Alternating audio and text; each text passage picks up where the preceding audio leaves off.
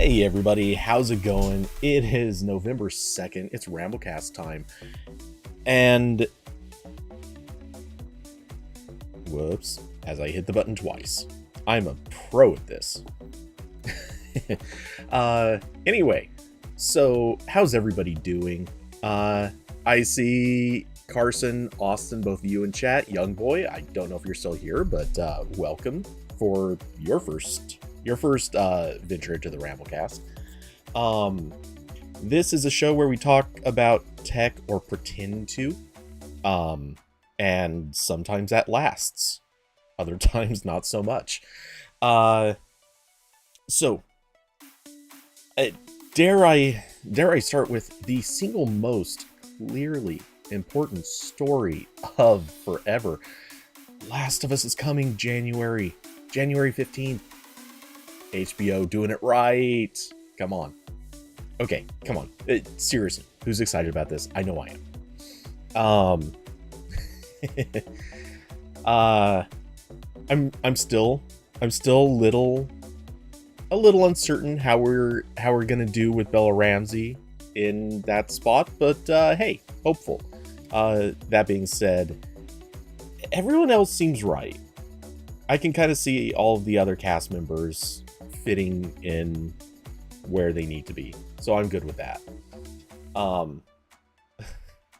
Thank you, Spider Pro, for pointlessly popping up right now. That made no sense. Damn it. Sorry, this broken ass chair. I need to wiggle and do weird things to get this thing to stay stationary. Anyway, yeah, whoever did the poster art, they nailed this. For sure. This is just beautiful work. Don't get me wrong, it has a little bit of that like 90s Photoshop appeal to it, but it's still pretty good. I just realized I doubt this is gonna matter, but just in case. Okay, that's what I thought. Just wanted to load up that window if in the offhand chance that we have a mystery Zach appearance. But yeah, this poster nails it. Like I said, kind of a bit of that like 90s Photoshop appeal where I'm not gonna reach for it now, but I actually have a book of like Photoshop kind of like effect hacks that you could do on old versions of Photoshop that honestly would have looked so similar to this. But yeah, if you're looking to the background though, like the background just looks spectacular on this. I mean, just the way that all the cars look, the shrubbery growing up. Okay, and am I wrong, or does that almost look like, I mean, the front of it, that car that's at the farthest, it's to their right, but it's kind of like the furthest in front of them while still being sort of visible. Does that not look just a little DeLorean-like? Obviously it's not. You can tell by the doors it's not a DeLorean, but the front of it just has that sort of cringy GMC, almost a pacer even. I don't know. It just looks bad. But bad in the way that it's good for the poster. Anyway, yeah, this should be good. I'm very much looking forward to this. And like I said, I think this is going to be the first show in a while there where I just watch it week to week, because there's no point fighting it. The spoilers on this thing are going to be all over the place. And I would be truly surprised if they don't change at least a few things from the game, just to keep people surprised. Not the least of which is supposedly Anna Torv as Tess is gonna live a lot longer than she's supposed to in the game. So she has to for the episode count.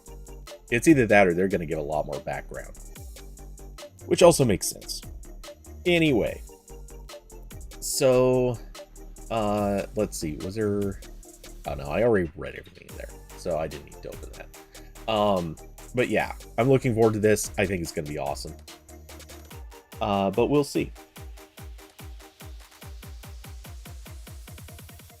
What's not a joke on Twitter?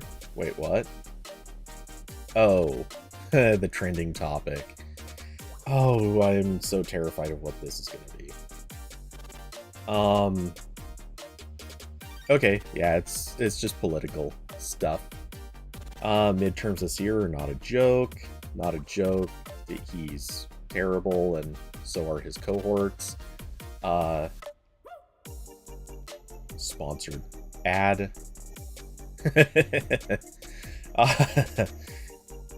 Yeah, not a joke, just vote. Yeah. Hey, David, how's it going, man? Good to have you here. So yeah, pretty much what I expected. Almost every Twitter trending topic these days, if it's not obvious what it is just by looking at it, it's political. I think that is just how it goes now. And I can't say I'm surprised, because every reasonable person on Twitter should have by now just straight up left Twitter. Or wanted to. Or should be thinking about it. Speaking of, if you'd like to follow me on Mastodon, you can do so. I have an account there. And I'm actually already a little more active on Mastodon than I am Twitter. Not by much, because if you know me at all, you know I do not tweet or post that much to Twitter or any other social networks. I'm bad at that, but I'm doing better on Mastodon because somehow I feel less awful doing it. And I suppose transitioning into that, speaking of the feeling awful, imagine how the employees are feeling if, according to at least some, they are sleeping on the office floor to meet deadlines. This is apparently a thing. They're sleeping on the office. What is this, a game studio?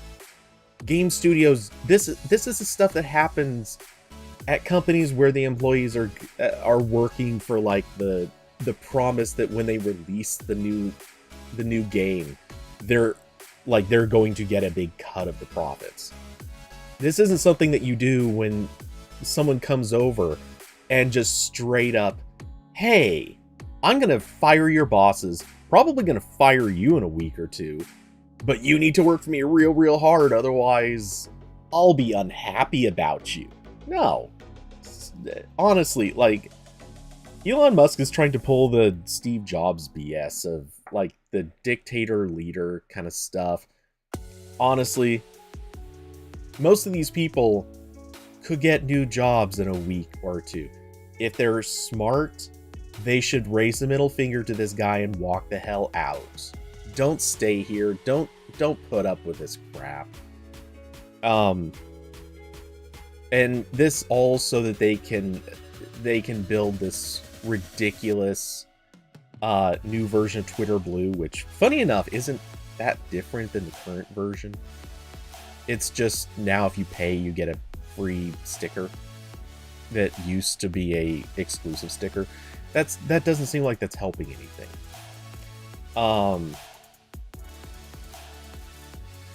Let's see. I need to zoom in this one a little bit. Let's see. Did I see that Elon gave Twitter engineers like a week to implement and ship the paid verification stuff? Yeah. The week thing has been... They've been talking about that, I think, since the first rumor that this new system was going to cost $5. That was the first rumor. Then within a few hours, the rumor became... Or maybe it was the next day. But then the rumor became $20. And then it was, 2 days later? Elon decided to respond to somebody and said, hey, how about 8? Doesn't 8 sound good? And yeah. Now here we are. It's apparently an $8 thing. And you get to be verified for $8. Okay, so, you know, I almost don't want to go through this because I feel like everyone's already made the key hot takes here. And they're not that hot anymore. Like, I mean, I said this stuff right away. Everyone else has said it too. But first off, $8 for verification. It's dumb. Like, if it was a one-time fee, I wouldn't actually complain about this. If it was a one-time fee and your verification was not sort of automatic, if it was one time, you pay for it, and what you're paying for is for Twitter to literally verify you.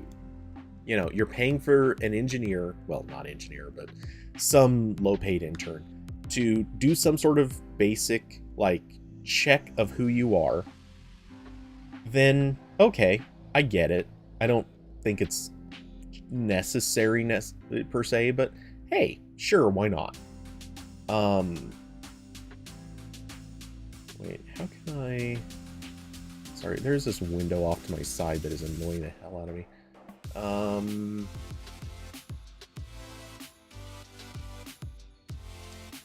No, not that. I don't...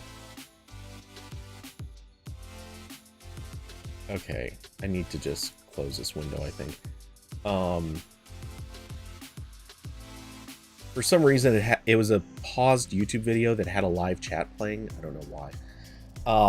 Anyway. So, this verification, obviously, it has the obvious inherent problem, and I think everybody knows this already. A lot of people aren't really going to know or understand this change to what verified means. So you're paying for a blue check mark. It's going to look, presumably, exactly like the current blue check mark. So people who don't know are going to automatically assume, oh, this person's verified, they're legitimate. So for at least the first couple of months, if not probably, honestly, probably closer to about 6 months, this is going to become Scam Central. Every spammer, scammer, crazy person is going to be paying $8 one time because their accounts are throwaways. They're going to pay $8. They're going to create an account that is a lookalike to some other famous person's account. They might even, like, copy tweets. They'll go through extra steps. I mean, this is something that people have been putting up with on Facebook for years where, I don't know if any of you ever dealt with this, but this happens to a lot of people who have any sort of public persona on the internet. If you're on Facebook, what'll happen is people find accounts that they want to friend, and they will then find other accounts that those people are friended to, and they will copy a bunch of their stuff and then send friend requests. They'll just duplicate like a week or 2 weeks of activity for that other account. Then they'll send a friend request. Sometimes they might even message you or say, or they'll post something like, my account was hacked, or you know, I created a new account because of stalker or reason, whatever. They'll make something up, and then they'll send out friend requests to a bunch of people.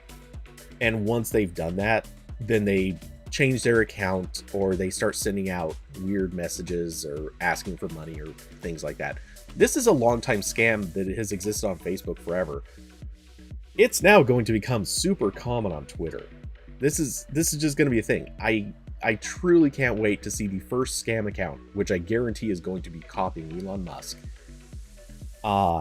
It's going to be...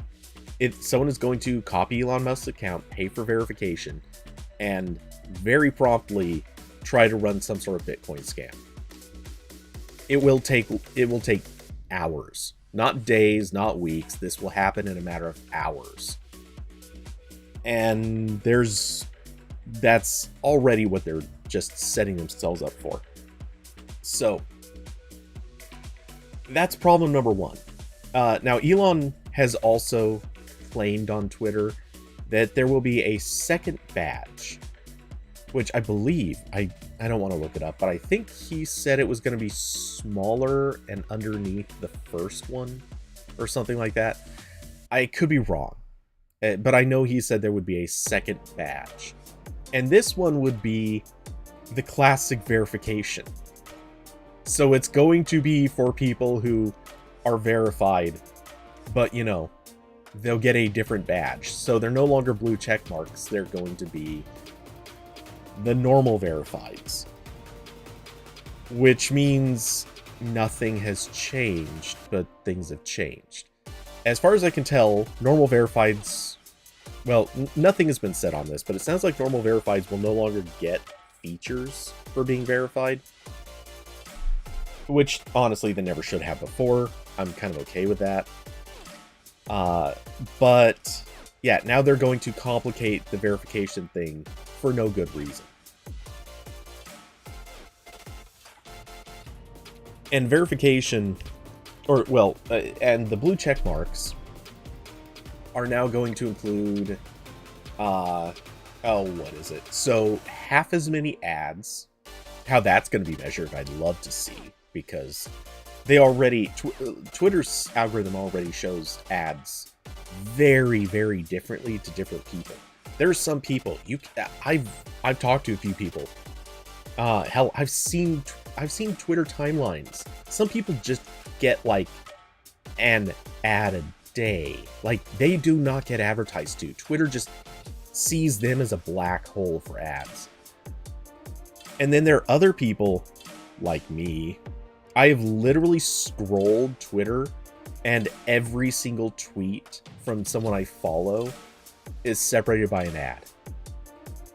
And then like honestly, also, I don't even get to see people I follow half the time, because I don't see their tweets. I see the tweets from people they follow, or occasionally tweets that they've liked. I don't see the people I follow. I don't see their tweets basically ever. If I want to see what they've said, I just have to open up my list of people, create a dedicated list, and then I could probably look through that. But it would do no good to try to actually look at my main feed. It's garbage at this point. So now, to be fair, maybe Elon will dictate that has to change. Good, hopefully, but we'll see. By the way, I didn't come in with too many topics prepared for today, so if anyone has anything specific they want me to hit, feel free to mention that as well. But I will say I'm gonna definitely hit the YouTube primetime thing, and I'm definitely hitting the Leica Xiaomi combo phone. We'll see what comes after those.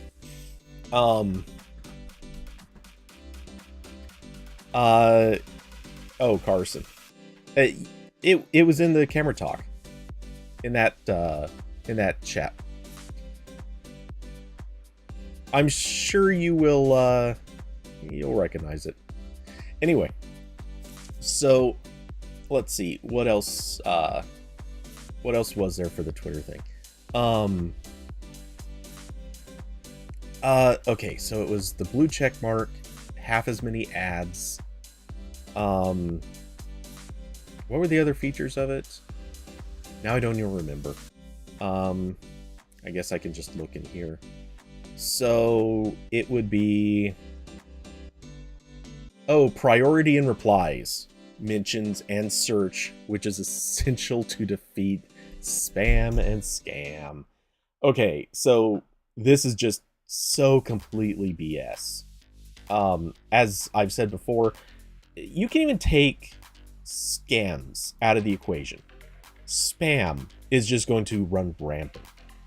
So consider for a second who is going to pay for this, and how. And I'm going to actually kind of allow a couple of groups to bleed over each other. So first off, you're going to have actual spam, straight up. Again, I'm putting scams off to the side. We've already discussed it. People are going to be faking like crazy. But actual, just straight up spam. Who is going to be paying for this? First off, we talked about this last week. Companies, absolutely. Every company is going to feel like they're obligated into paying for this. And they're going to have social media people telling them they have to pay for this. So, companies are now going to literally be paying for priority in everything. So all of those sort of obligatory, like all their tweets, all the junk that they post, because they just do. And you know, no hostility meant towards companies, but allow me to... Actually, I don't know if this is going to be one of the more offensive ones, but I doubt it will be. But maybe it is. I don't know. Hey, look at that. It kind of is. Okay, so any company, any corporate account, company account, I should say, that they just have a very active Twitter feed. As long as it has a lot of words, it's going to appear in a lot of searches. That's how it's going to work. This is a company I like, Moment. They have several tweets today, including a lot of photos, a lot of cross-promotional stuff with other companies. They do a lot of this stuff, and nothing against them for that. But that means that their things may show up in a lot of searches where someone else probably should have. That's just how it's going to be with Twitter Blue. Guaranteed. They're just going to be hyping up all of the stuff that companies are pushing. That's just kind of how it's going to be. And I mean, I'm calling this spam. It's not really spam, but it's going to start feeling like it, because companies are now basically going to become part of the new spam crew. Unintentionally, even. Because let's be honest, they know that a lot of this stuff isn't going to show up in search. They're okay with that, at least some of them. But they're putting it out there for the people that follow their accounts. Whereas now a lot of that stuff is just going to automatically get higher priority, which means it will surface more easily in searches where it probably otherwise just wouldn't. Let's also talk about, and I'm not actually going to find a demonstration on this for reasons that I think any reasonable person can guess, adult-oriented accounts. Okay, now I bring that up for a reason, because, let's see, not that. Oh, I guess it's not mentioned here, but, okay, I need to look in another server for this one. I commented on this last night. Let me see if I can find it really quick. So, one of the things that they're also talking about is... Yeah, here it is. I'm not quite sure where this comes from, but... according to Will... I'm just going to say Will, because I don't have any idea how to pronounce that last name. But according to him, and I believe he's Washington Post, is that correct? Yeah. So, one of Twitter's first new features under Musk could be paywall video. Potentially a vehicle to monetize adult content, among other things. An internal email shows it's been deemed, quote, high risk, but they hope to launch it within 1 to 2 weeks anyway. Now, okay. Now, there's a lot I have to say about this in itself, and I kind of might come back to that, but consider for a moment, let's go back to this other part. This last thing down here that Elon had said, Twitter Blue will also, or there will be a paywall bypass for publishers willing to work with us. Obviously, I think most people read this, and very naturally, they read this to mean blogs. Because one of the things that Twitter bought a couple years back was that thing, I forget its name now, but it was the thing that was basically ad-free on blogs if you pay for Twitter Blue. It used to be just a separate thing. Anyway, I think the keywords here are willing to work with us, because, or publishers willing to work with us, because I think that also applies to the adult content part. So, basically, think of all the times that you've been scrolling through Twitter and you've seen a whole bunch of accounts that are basically porn accounts. Now, think about how many of those are going to be showing, or think about how many of those are probably going to pay for Twitter Blue so that they can be part of this paywall video system. Which also means that a ton of them are going to be posting like crazy, which basically means Twitter goes adult real fast. And I don't know if you've noticed this, half of those accounts do not self-censor at all. Like you can be scrolling a pretty innocuous keyword, and all of a sudden you get a face full of someone's junk. And hey, as adults, I'm personally not that offended by this. I don't see a problem with it outside of the fact that you definitely don't want to be doing that while you are streaming to YouTube. You definitely do not want to be doing this while at work. Go figure, browsing Twitter at work can get you in trouble, even if you don't intend to. Yeah, basically this is a big mess waiting to happen because all of those adult content Twitter accounts are definitely going to be paying for Twitter Blue, and every single one of them is going to be pushing a ton of stuff. I mean, they already target the hashtags. It's going to get worse. It is going to get so much worse. So that's also going to be a very common thing, which again, there's that essential to defeating spam and scams. Yeah, sorry, but spam is going to become super prevalent. Because you're giving priority to people. And then, as I mentioned in Discord earlier this morning, or last night, however the timing worked out, honestly, I just find this to be a sort of a very unhealthy path towards a very unhealthy path for social networks. So, as I had said in response to Kirby's comments, let's see, where is it? Yeah. One could reasonably argue that subscribing to Twitter is endorsing a bad direction in social networking, wherein people are pressured to pay for status or to even be visible. This ultimately supports the notion that the poor people don't deserve a voice. I mean, is that not exactly what this is? It's literally pay $8 or your tweets will never be seen. That's kind of where this goes. Either everyone pays for it and everyone ends up on equal footing, or no one pays for it, everyone ends up on equal footing, or the people who are willing to have the priority, who are willing to pay to be more important, it becomes pay to win. Should social networking be pay to win? Should that be how you get followers? And hey, maybe that is the thing, but funny enough, Twitter already had a system for this. You could already pay to have to promote your tweets. Maybe that should just be the thing that worked. Like, this is how a lot of people got followers at one point.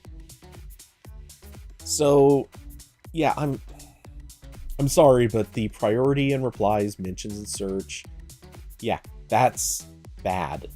It is ultimately a very, very bad path. Facebook has been doing this for a few years, and literally every company that I've talked to in any capacity, they've all said that they basically tuned out Facebook.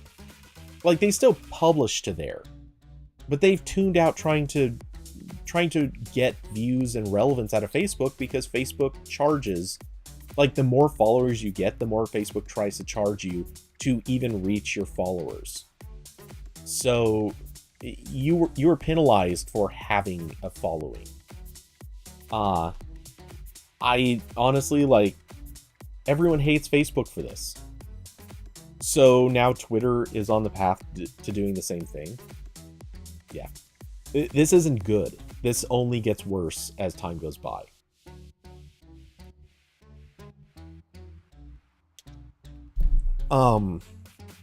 And then as far as, he also notes the ability to post long video and audio. Yeah, okay. I don't care.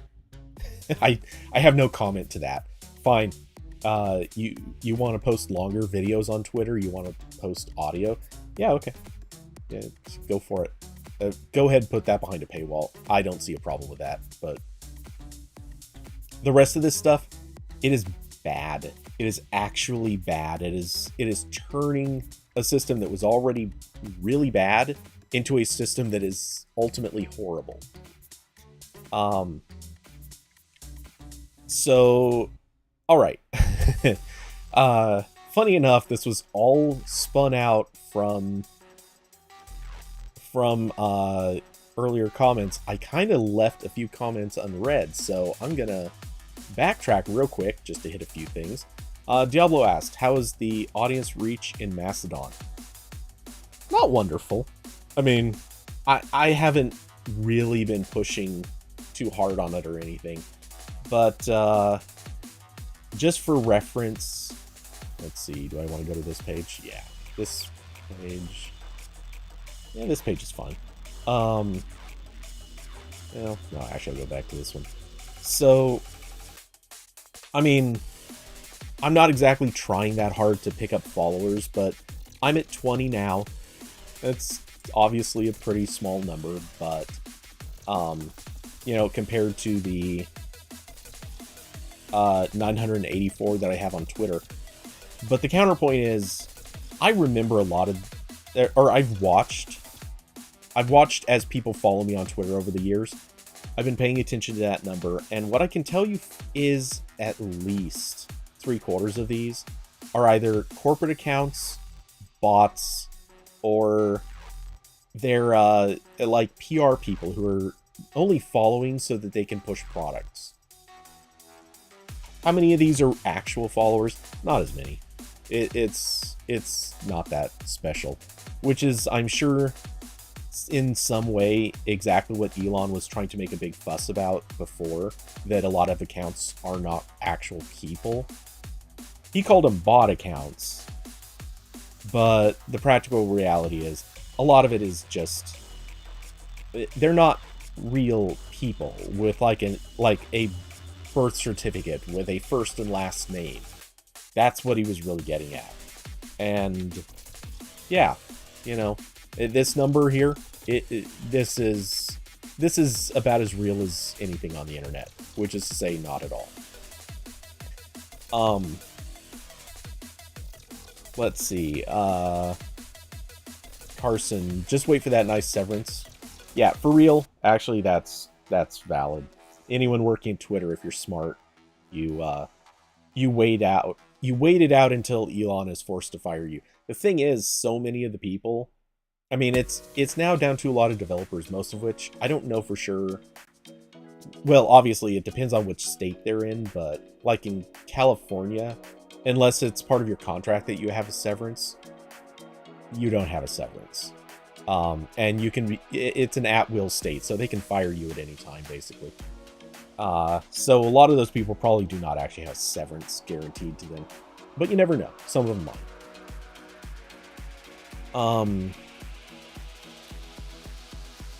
Let's see. Invitation is flattering. Crunch times just make me not want to work.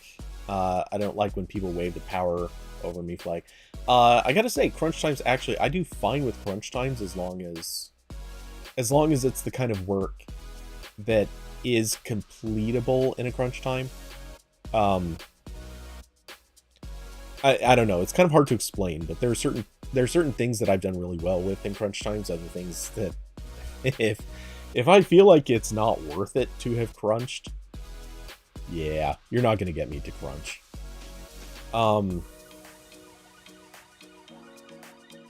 Also, blue checkmark accounts now are sometimes not the best to follow. Yeah, I mean, that's been true for a long time, but it's getting a lot worse. There's so many bad accounts that somehow got verified. And I made the joke before, I'm glad that I didn't spend all my time trying to apply to get verified, because it would have gone away. And with it going away, yeah, it's going to be bad. And I actually kind of endorse, not fully, like I wouldn't, no, I don't want to say endorse. I wouldn't blame people if they start treating blue check marks as basically a badge of stupidity. Not stupidity, but I don't want to support bullying blue check marks, but I do kind of want to say, once this Twitter Blue thing goes into effect, I do kind of want to see people treat the check mark as a sign that this is a person who maybe isn't worth paying attention to. I kind of expect that there are going to be like Chrome extensions that are going to just straight up filter out anybody who has Twitter Blue. Maybe not for the first few months, because obviously, like, some people will just have it because they had it before. But yeah, I kind of like the idea that this will become a thing where there will be a push against you for doing this. But we'll see. Okay, moving on.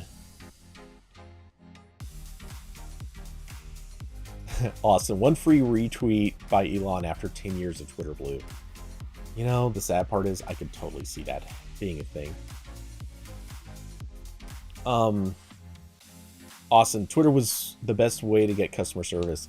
Yeah, and that is honestly one of the things that I think is going to be the biggest problem here.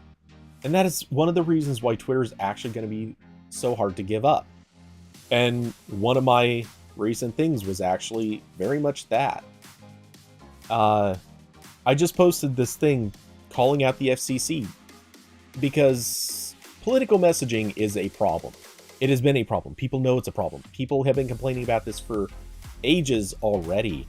And in the last 3 elections, this has become an unsurmountable mess because of that carve-out that allows political groups to send messages without respecting the do not call list. They do not respect cell phone versus landline. They don't have to respect any rules whatsoever. Or technically they do. If you go on the FCC's page, they are actually required, if it's a landline, they can contact you no matter what. If it's a cell phone, they technically need your prior consent. I could show you messages from all of the Republican candidates in my state right now, because every effing one of them has been spamming me. And why is it just the Republicans? I don't know. I mean, I could guess. I could make some assertions here. Weirdly, it's not any of the Democrats. Literally, I don't have a single text message from a Democrat. I don't know what's up with this, but yeah, it's 100% harassment by one group. Sorry, not trying to make this political, but that fact is there. But I didn't give consent to any of them, not once. But this is on 2 different phone lines. They're hitting both of these lines. One of them, by the way, does not have an Oregon area code. So they're also targeting a Nevada area code just cuz.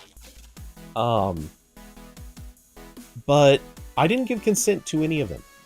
So they're already breaking the rules. They're not following the rules that are set forth by the FCC. Plus, they pay for batches of phone numbers.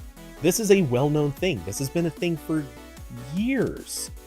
They pay for numbers because they'll send stuff out from one, and they just consider that number burned after that. They'll just never send from there again. And then they send from a different one the next time. This is how they are bypassing the rules as it is. I want to see the FCC just straight up in that carve-out. That way we can officially, formally report them. And let's take them down. Let's penalize campaigns for being horrible, miserable, disrespectful, C words. Hey, the Brits use that word all the time, and I think it's appropriate here. Anyway, let's see. But yeah, Twitter, going back to Austin's point, Twitter was the best way to do sort of a customer service thing. I mean, the FCC is not on Mastodon. They might be on Facebook, I don't know, but I guarantee they don't pay attention to that account. Honestly, I don't know if they pay attention to their Twitter account either. But this is a problem. People have known it's a problem. And unfortunately, Twitter has become the way that a lot of companies are communicating with people that doesn't involve going through like official, like going through some official method on a website that requires filling out forms and not knowing if your message actually reaches anywhere or anything like that. Twitter, as much as it sucks in so many ways, it was the best way to reach out to a company and get that company's attention. We need a way to replace that. We need something to replace that. I'd like it to be Mastodon at this stage. I don't think that's how it's going to play out. I'm okay with that, but I don't want it to be Twitter anymore.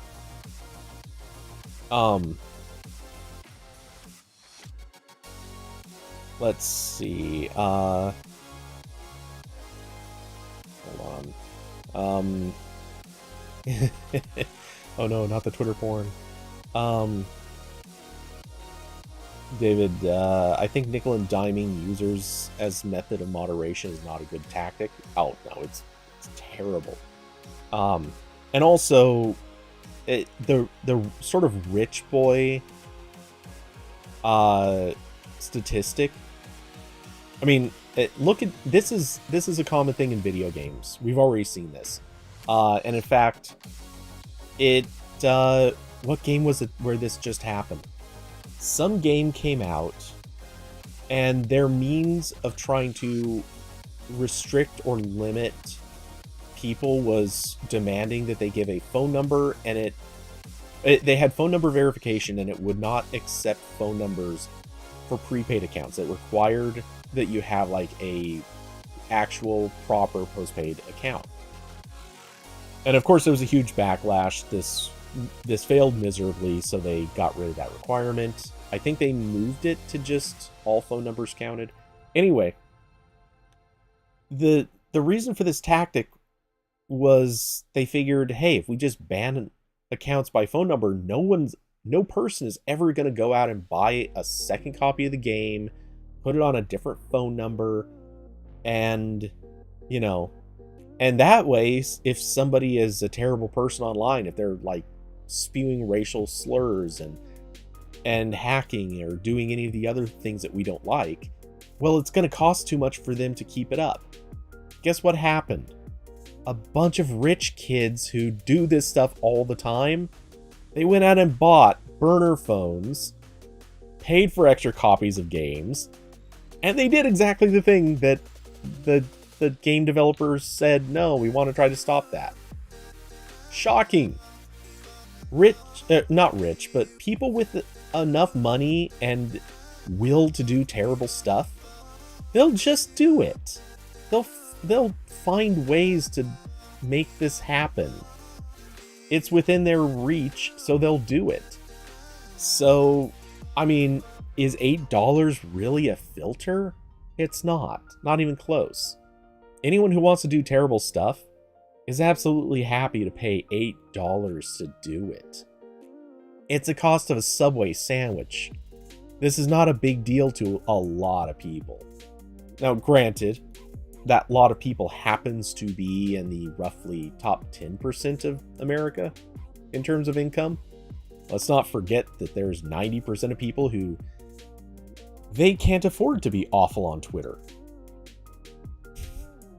That's the irony of all of this, is it will not improve anything. It's just telling you which groups are permitted to be awful. Basically, if you make enough money that you're willing to blow some of it on this, You can be as awful as you like. Cheers. Join Team Elon. So yeah, let's see.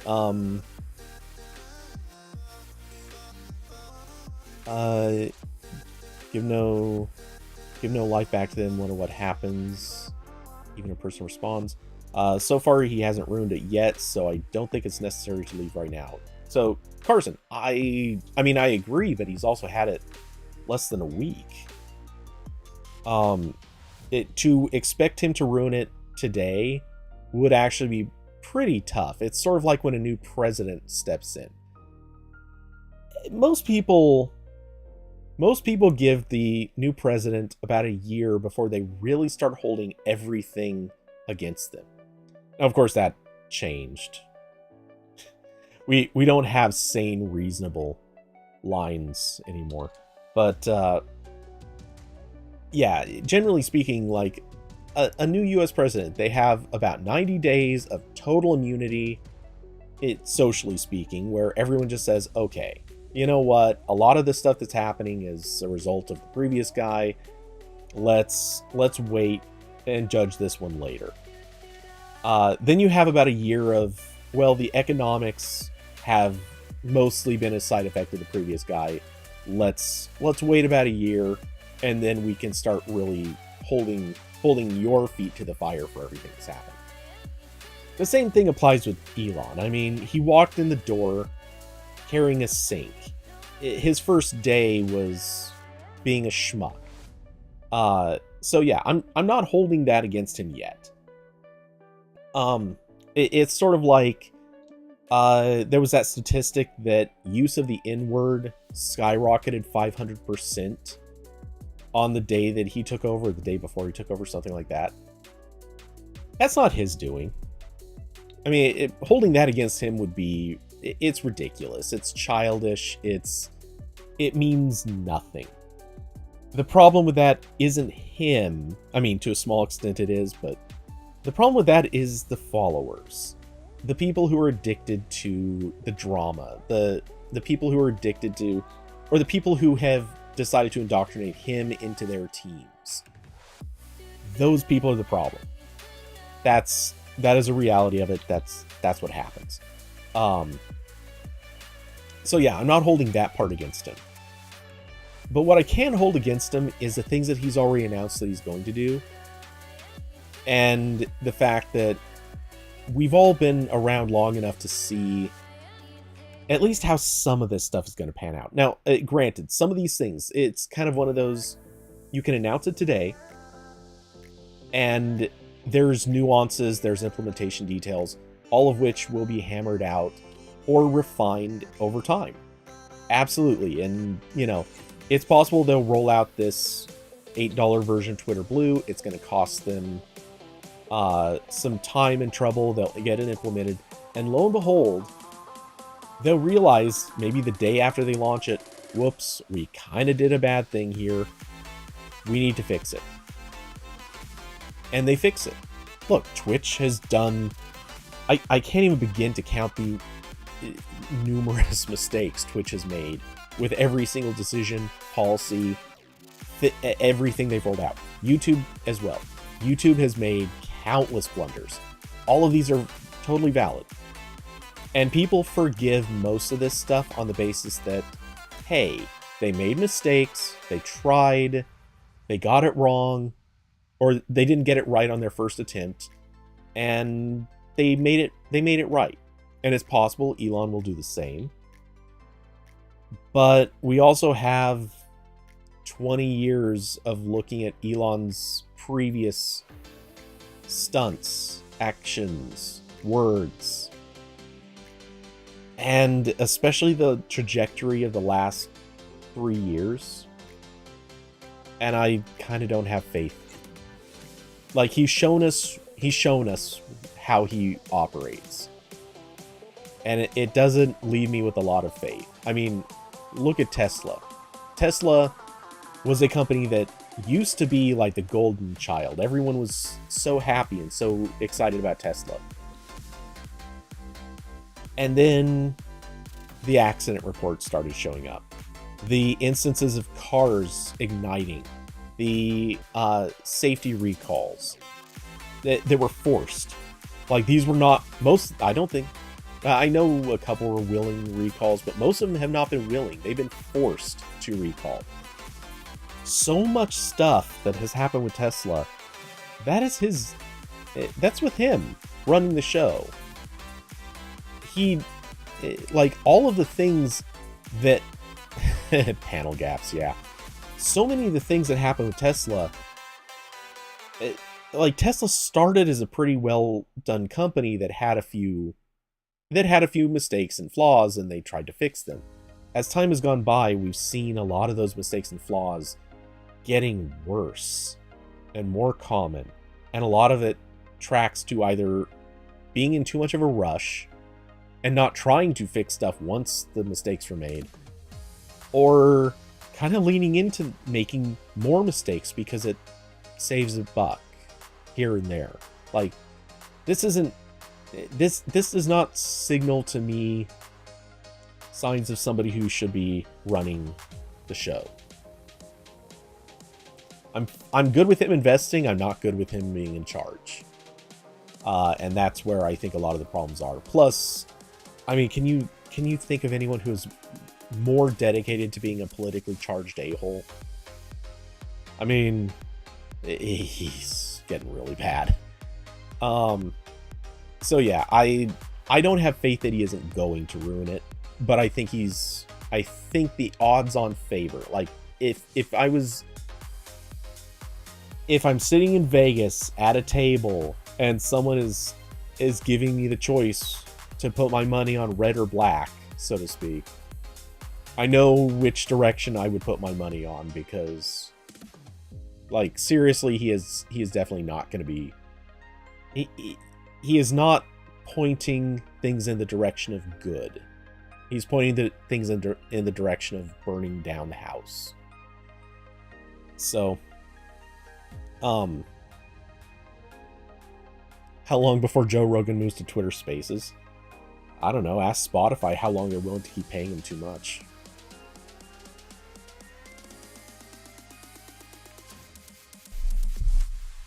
I mean, all this said, it's not like I'm abandoning my Twitter account.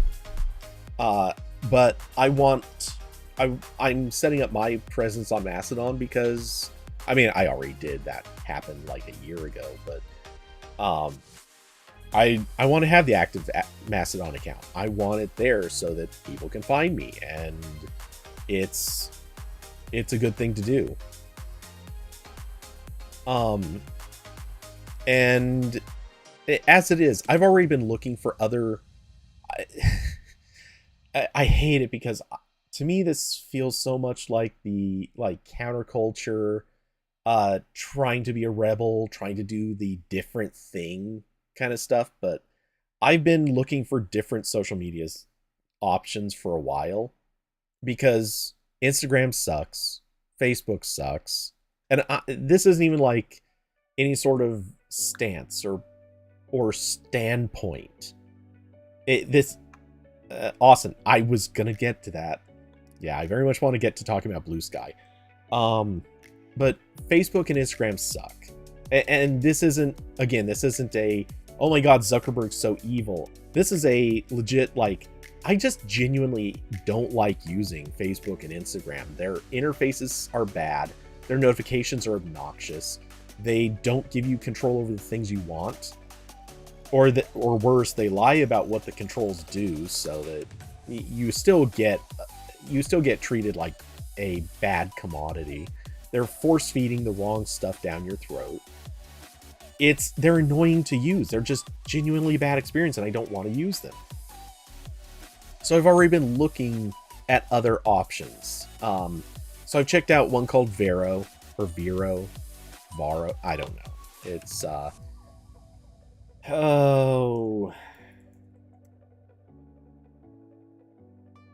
Vero, right? Yeah. I created an account. I haven't actually used it. Or rather, I haven't posted anything here. But it is basically like, imagine Instagram, but a little bit more, a little more like what Instagram used to be. And you are allowed to do different kinds of posts. It's not just a photo.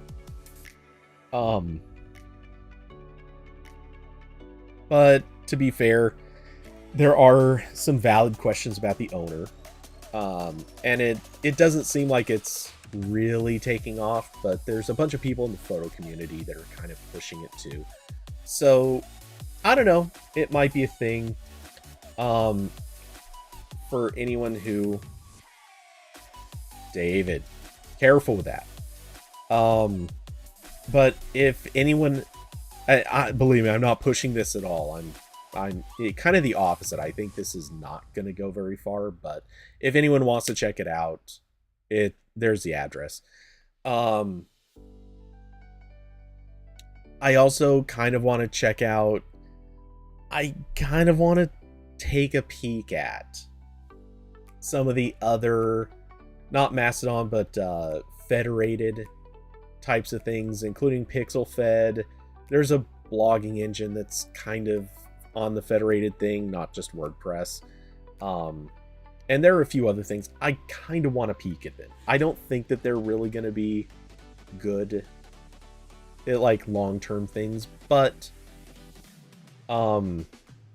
yeah, Carson, that's exactly one of the biggest questions. I have tried looking into this, and as far as I can tell, their goal is really just user acquisition first, and they've been going for a very long time trying to acquire users, long past where they said they were going to.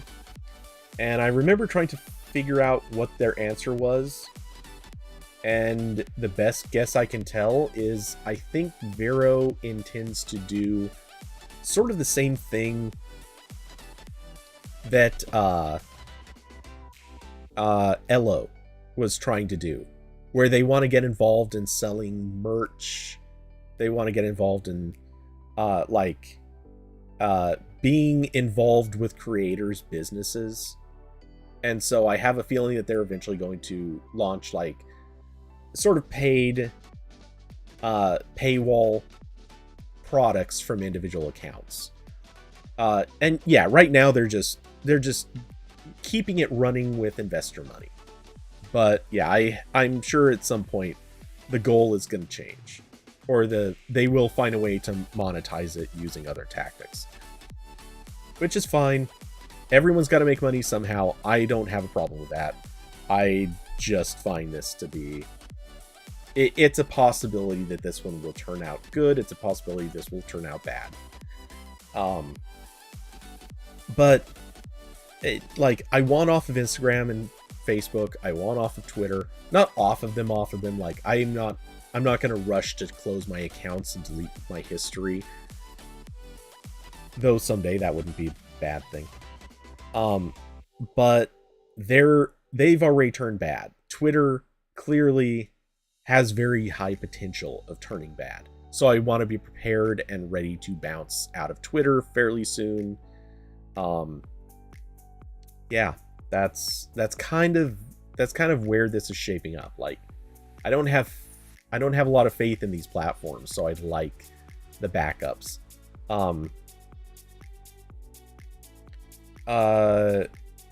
Wait, why desktop app versus a site? Is there even a desktop app for Vero? Whatever.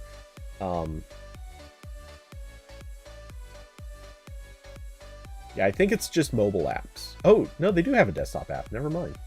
I never actually looked into that. I only set it up on one phone. So, yeah, I don't know. For the moment, I was more or less just squatting this account, just like I've done with a bunch of others. But, yeah, I didn't. Wow. Yeah, that is weird. Why not a website?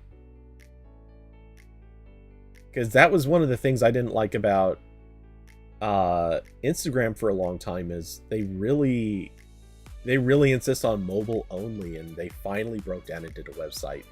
It is weird not to do a website.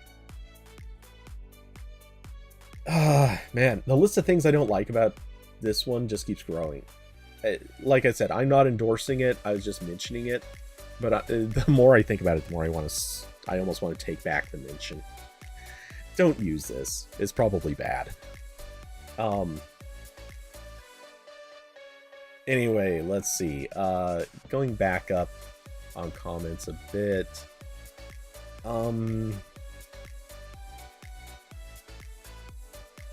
Alright. Diablo. Oh, yeah. Easy to leave Twitter because you barely use it. Yeah, I mean, same here. The only thing, honestly, like, the hardest thing for me about leaving Twitter would not be how I'm using it as it is. It's this part. I actually do look at the what's happening part, the trending topics, because this is news as it's happening a little bit more reliably than, or a little more interesting than the way it is if I look at, like, the Google feed. Google feed news has not been that great for news that I actually want to follow, so I peek at this a couple times a day, glance to see what stuff is there. If it turns out to be interesting, I read a little more. If it doesn't turn out interesting, I skip it. But it has been a better way to look at everything that's coming up. Google Feed has not been, or Google Discover. I hate that name. So yeah, that for me is the hardest part about leaving Twitter. But I can do that. I can go back to reading news other ways. That's fine. Reading down a little bit. How long before Joe Rogan joins Twitter Spaces? Why all the Joes with podcasts terrible? Yeah. Okay, so I'm coming back to Blue Sky in a moment. David, have you heard of Parler? Go find somebody nearby you and make them smack you. Not really. But anyway. Okay, so Google News, please improve. Yes, Google News really does need to get a little better. Because it is for an ad company that's supposed to be so good at targeting me and knowing what I'm interested in, it misses a lot. It's amazing how much it does not know me. Anyway, so Blue Sky. For those who haven't heard about this, Jack Dorsey is working on a project called Blue Sky. The replies are why I use Twitter for news. Yeah, that's actually a very big part of it too. Because when I see stuff in the trending topics, I 9 times out of 10, what I want to see is what people are saying about the news that gets to trending.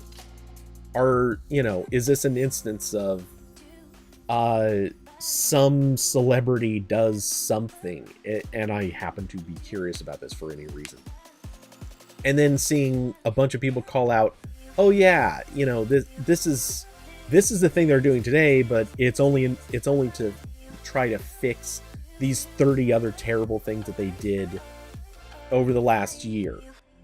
Like, weirdly enough, Twitter is very good at having a long memory for things like this. You just have to look a little bit, and you'll find a whole bunch of people who can bring up good context on stuff that you probably never heard about before, or maybe you heard about it and easily forgot. There's someone on Twitter who remembers. Pepperidge Farm remembers. So this Blue Sky thing. Yeah, this is supposedly Jack Dorsey's project.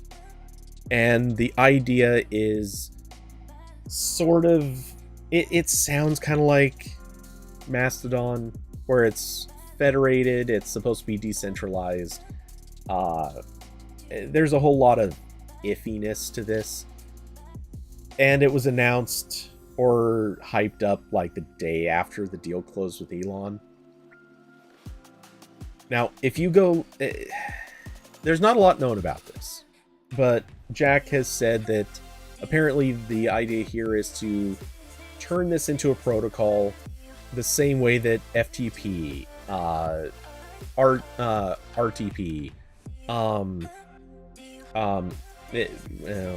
IRC, all of the major internet protocols, trying to turn this into one of them. And as a result, it has to go through a bunch of different drafts. Basically, multiple groups kind of look over this, determine whether or not it is meeting certain standards, it gets the point across, etc., etc. Is it accomplishing something that needs to be accomplished?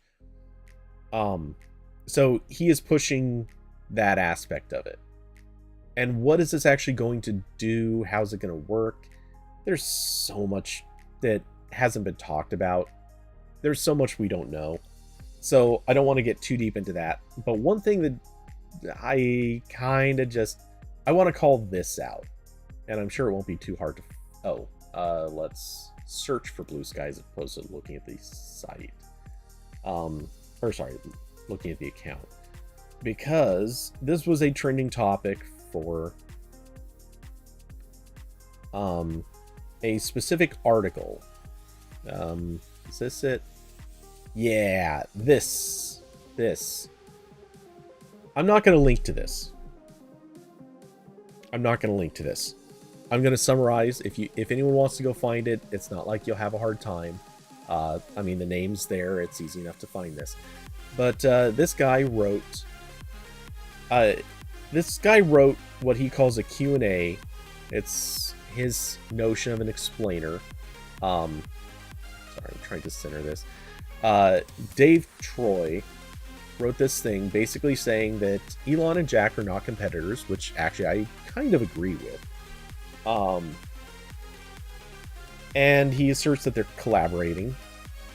And if you were to read his article, it is such deep conspiracy level BS.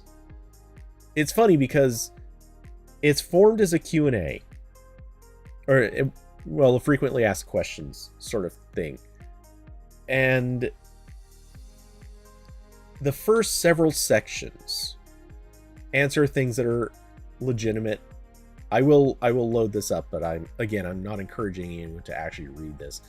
But you'll notice, early question. There are 4 things linked here. There's a tweet or pair of tweets referenced. Yeah, notice that's the first question. Then you run down here. Here's also another link. A few more links.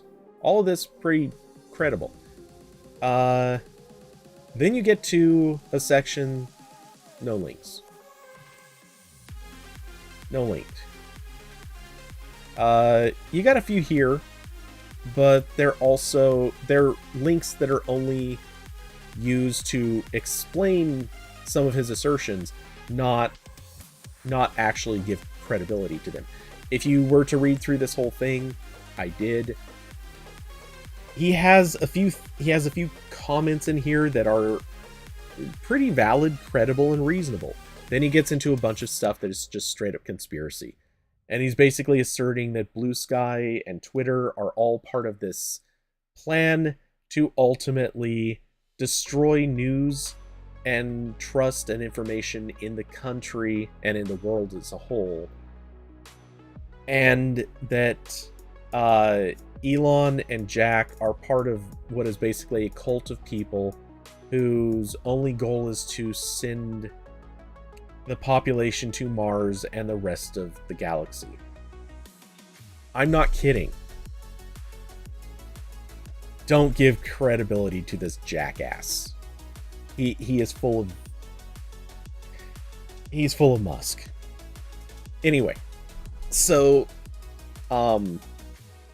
it is the weirdest crap that I've read in the last month. it's the Marjorie Taylor Greene levels of paranoia and wackadoo BS. So again, just don't read it. Avoid.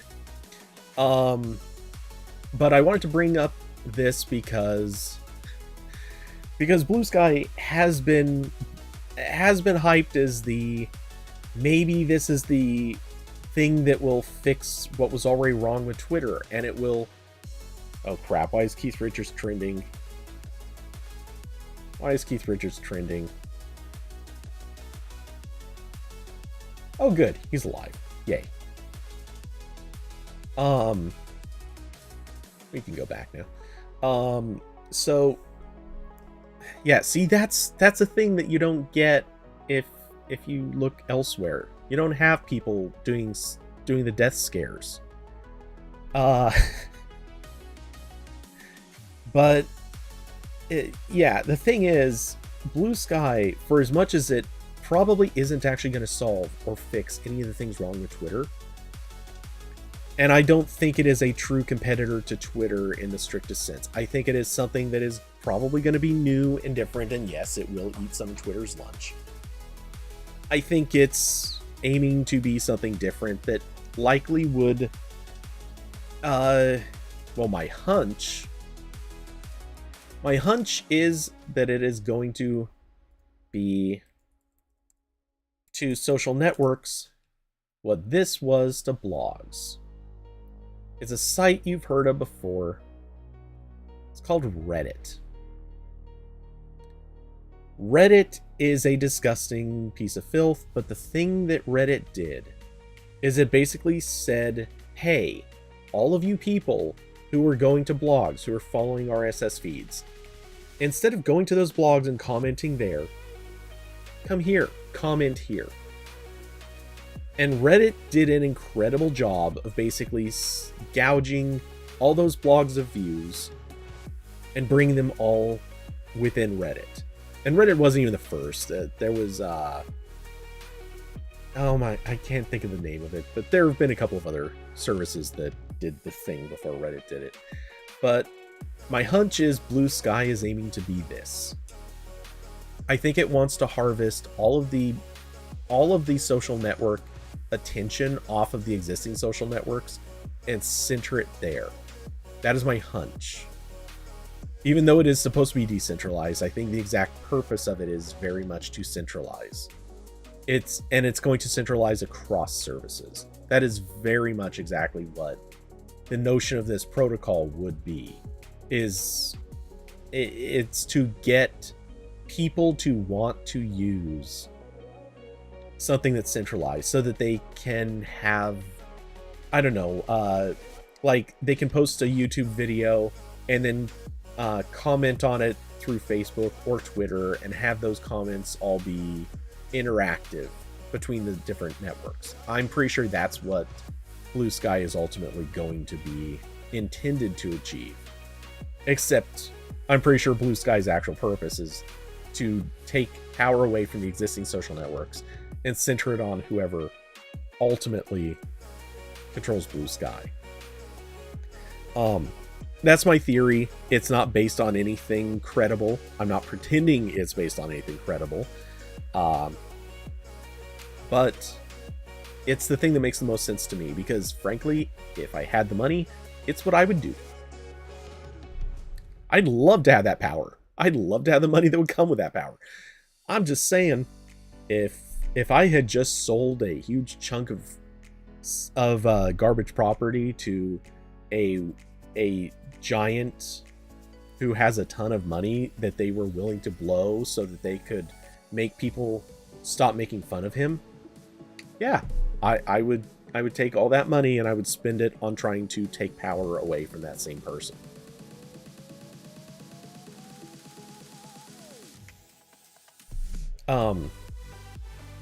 And really quick, I want to go back to one of the other things, and I've been, believe it or not, for the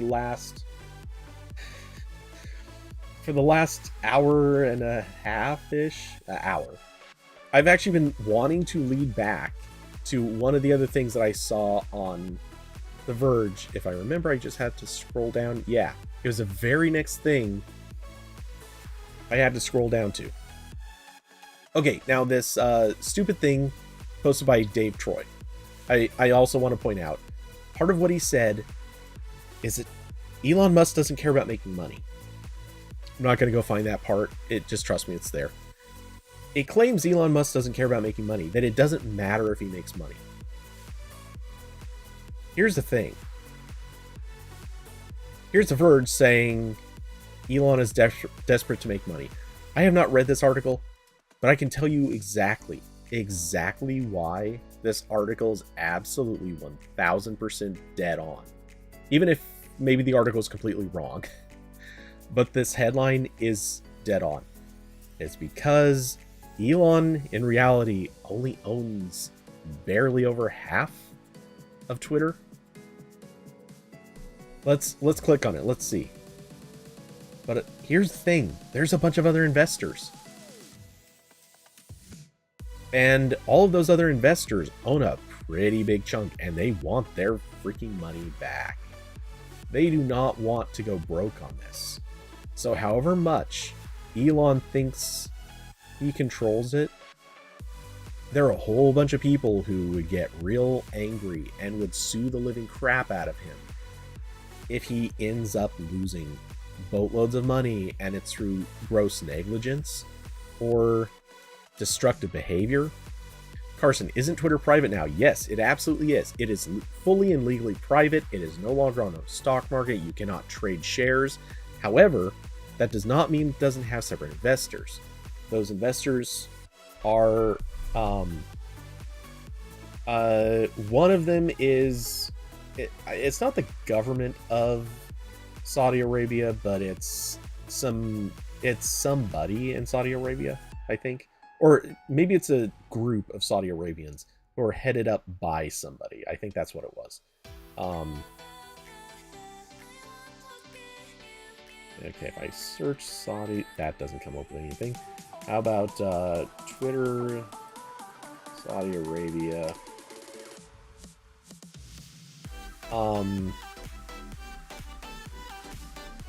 Okay. Thank you, Axios, for being increasingly the best place for me to go get real news. Elon Musk and Twitter's Saudi situation. So there's a bunch of questions on whether or not this deal was allowed to go through too easily, whether or not there should be investigations to maybe reverse it or fight it or limit it, whatever. But yeah, so we have names. Yeah. Okay, so Prince Al-Walid bin Talal's Kingdom Holdings first invested $300 million for more than a 3% stake in 2011, prior to Twitter going public. Bin Talal retained a position going forward, later buying even more shares, and in May signaled that it would roll over its stake into Musk's deal. That pledge was codified yesterday in SEC filings, which say the Kingdom is now Twitter's second largest shareholder, albeit with around a 4% stake. I read somewhere that Elon was only held something like 60%. Maybe I read that wrong before, but regardless, there are other investors in Twitter, and they own a fairly sizable chunk. I do know that. It's certainly, even if this is the second largest, there's a lot of other shareholders. So, Carson, side note, kind of dig how the article is formatted? Yes. Yeah, you know how many times I wanted to do this when I wrote teardowns?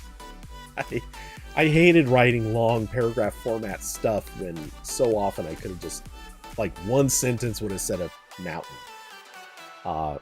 Yeah, this is so much better.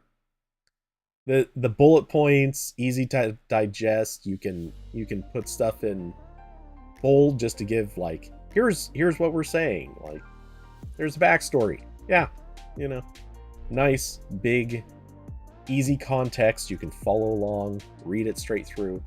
Very nice. Also, why it matters. You know how many times I've written so many articles where I wanted to just put in big bold letters. This matters because users do blank, and this thing is part of that process. Like, I wanted to write that so many times, but no, we follow our format. Anyway, the thing is, there are still Elon may be in charge of the company, but those shareholders, while they may not have the ability to dictate decisions, they do have the ability to basically yell and scream in the courts that Elon is wasting their money. They have that ability. They have that legal right. And if he blows it, they can sue the crap out of him. They can absolutely sue the crap out of him. So, no matter what version of it anyone's telling, there are shareholders that absolutely want to make sure that they get a return on investment. That, I think, is the thing that basically guarantees he has to make money. It doesn't have to happen right away. It doesn't have to happen for a while, but he has to make money.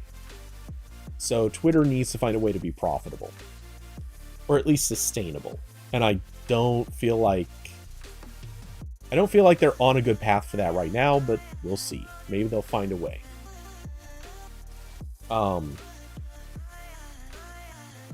Okay, let's see. So scrolling back up, because I think I missed a couple of these. Oh, maybe not so much. Oh, yeah, okay, I'm caught up. So, yeah, all said and done, I think Twitter is gonna have to solve a lot of problems, and I don't feel like their $8 subscription fee is going to be the thing that makes that pan out. Though, however, firing anywhere from 1/4 to 3/4 of their staff could do that. Maybe instead of losing a crap load of money just paying employees to, do jobs, they could just set up a website and say, all right, everyone, go mad. As long as you pay us $8 so that people will see what you say, then we don't care. You never know. That could be the strategy that works.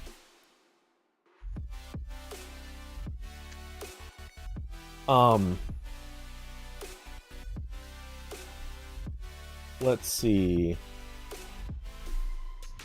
Okay, there were things that happened in Discord that I haven't read yet.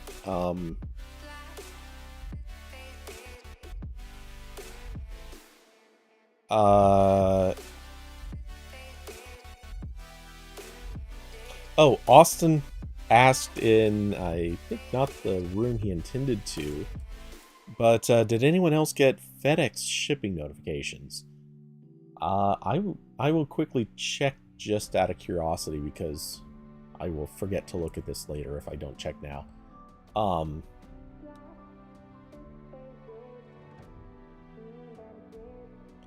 Hey, David, quick on the ball. I was just about to...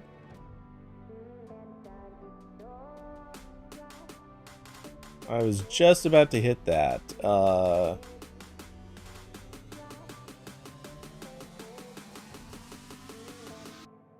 Okay. Well done, man.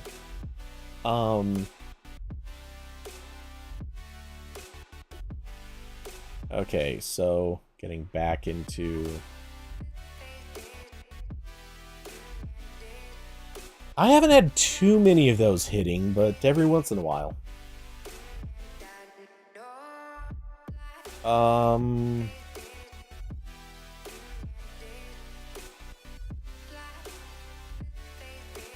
Okay, it looks like I do have... Yep, Austin, I do in fact have a label printed.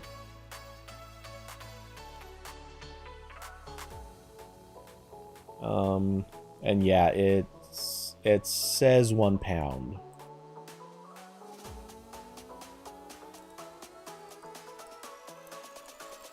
So yeah, that's probably a Superfans thing. Though it could be, it's possible, maybe Google itself is sending out something random, but I doubt it. Mine is supposed to arrive, I think it says the 7th, so on Monday.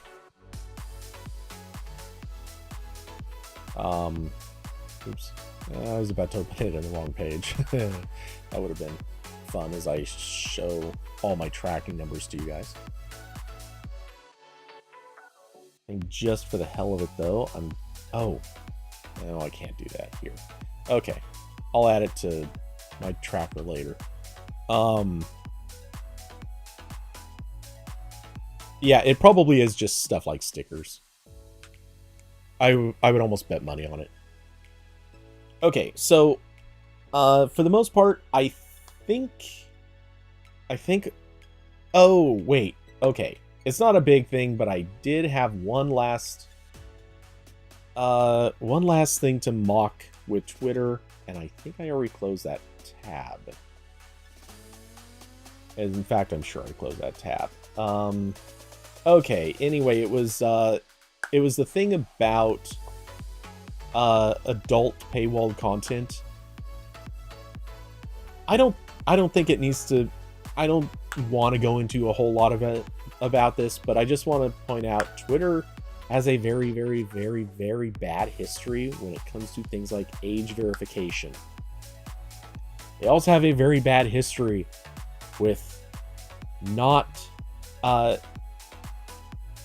appropriate things being peddled on their site. And Elon is going to dump most of the moderation team. This much is already known. You guys can see what I'm getting at here. It is exactly the thing all the conservative people have been yelling and screaming about, supposedly a bunch of liberals do, that is really disgusting and evil. Yeah, it's very literally what Elon is very possibly about to create the perfect environment for. I feel the need to point out he once called a very professional, skilled diver something not appropriate. I'm choosing to not repeat the keywords here. And it occurs to me, maybe we had Elon wrong this whole time. Maybe he wasn't calling that guy a name as like an insult. Maybe he was just trying to reach out to a friend. Maybe he was trying to let people know what he was okay with. Just saying.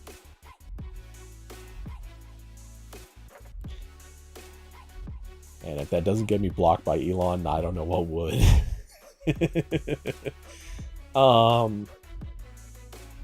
Okay, so closing those tabs, we're done with the Twitter BS. I don't think we need to hit that any longer.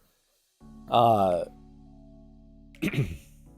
just saying they might be welcoming underage content in their not underage section. Anyway, also, once again, just pointing this out, yell at the FCC. I'm kind of actually serious about this. Yell at the FCC, because that thing needs to be fixed. I know we talked about this earlier, but seriously, yell at the FCC. This needs to be fixed. Done. Period. Yes, I have freedom of speech. Not freedom to shove anything and everything I think and say in Elon's face. Though, that would probably be for the best. Okay, so I'm going to leave that on screen a second longer while I check out what also was said in the RambleCast chat. I see the thing about the Pantone colors and Adobe thing. I had not actually read that. But I did see someone making fun of the fact that the company that is all about colors got in a fight with a company that makes the popular editor, and therefore, what the hell? How can this be? Which is funny to me.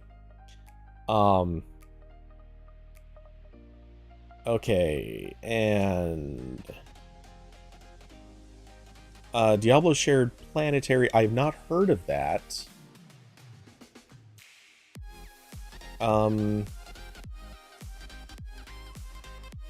This week in Google had Rabble on, and it sounds really interesting. Rabble, is this a person or a group? A site? I'm not familiar with Rabble. Also, I have not actually been listening to that podcast. I probably should check it out, just for the hell of it. But yeah, I'm behind on such things. Peer-to-peer social network with thousands of communities, by and for the people. Control your algorithm. Let's see. A change in paradigms. Planetary puts people first. Our algorithms are open source. You can choose which one you want to use and read the code to understand how it works. Planetary, for a truly distributed social network that doesn't keep your data in the cloud. Your data is hosted by your friends through cooperative mutual aid. Yeah, okay, that's a weird spin. Not that this is in any way, shape, or form important, but I'm slightly amused that their screenshots have AT&T at the top corner. Like, I know it's not intentional, it's just funny.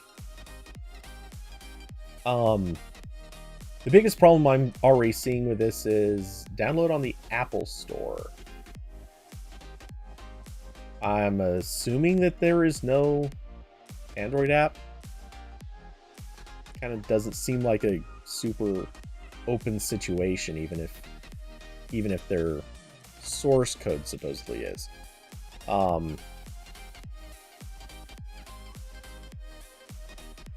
Ravel's a person. Okay. Sure, I'll look at their LinkedIn page. Evan Ravel, Himshop, Black. Oh, okay. He's founder and CEO of Planetary, so yeah, he's pitching his thing. They don't want to let the poor people in. Everyone can make an app. Yeah. Oh, hey, that shouldn't have gone on screen. That was dumb of me. But, okay, so freedom, practice tolerance, appreciate the diversity of humanity. Sure. The future is a cooperative commons. Planetary is all about communities. Share what you love with like-minded people and make the network feel more like you. Planetary and Secure Scuttlebutt are peer-to-peer, but they are not a cryptocurrency or blockchain project. The protocol puts people, not money, at its center. Really quick, I just want to say their copy editor sucks. They need to learn about these neat things called commas. Clearly they know what one is because they have one there, but these previous two sentences both really could have used commas just to be correct. Just saying. We work on mutual aid, democratic self-governance, and cooperation. Okay, wonderful.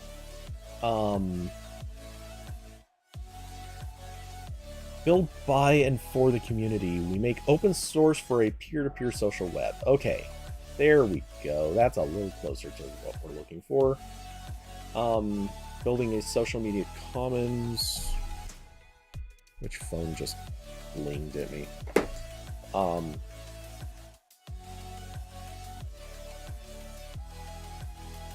Let's see. Really quick, making sure I don't have something important that I'm skipping. And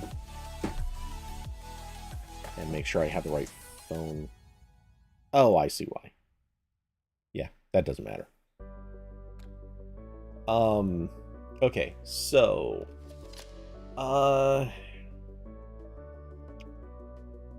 users can see, modify, and redistribute the application and its underlying code. Alright. So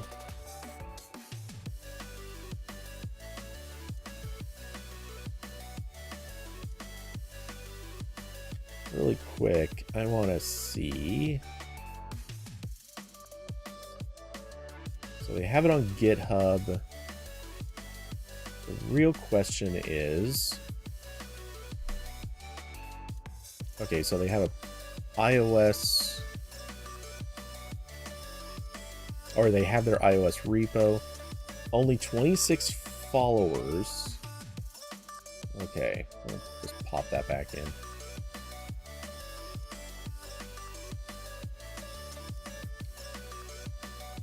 Any chance any of these jump out at me as really famous names?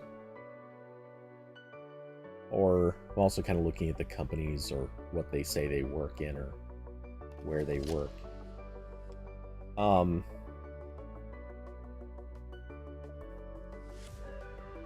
mean, this could just be the fact that it's a new thing. Yeah, I'm not seeing anyone that immediately jumps out at me as being a likely producer of an Android project.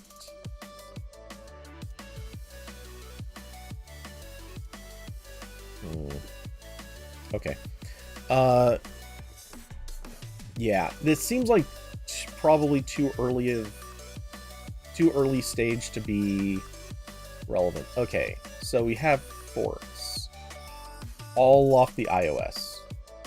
Not that that matters too much, but well, let's try this.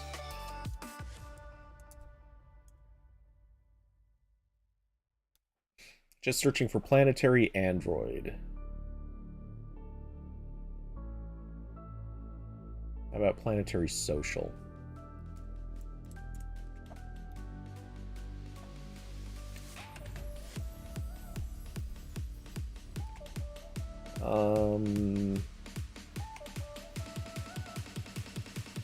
Okay, well, we might have one here.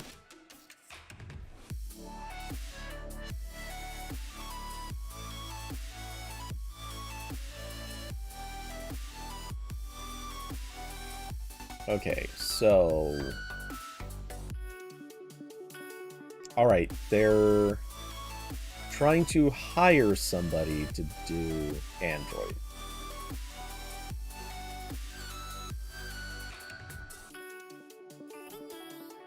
Oh, wait, so Planetary is looking to...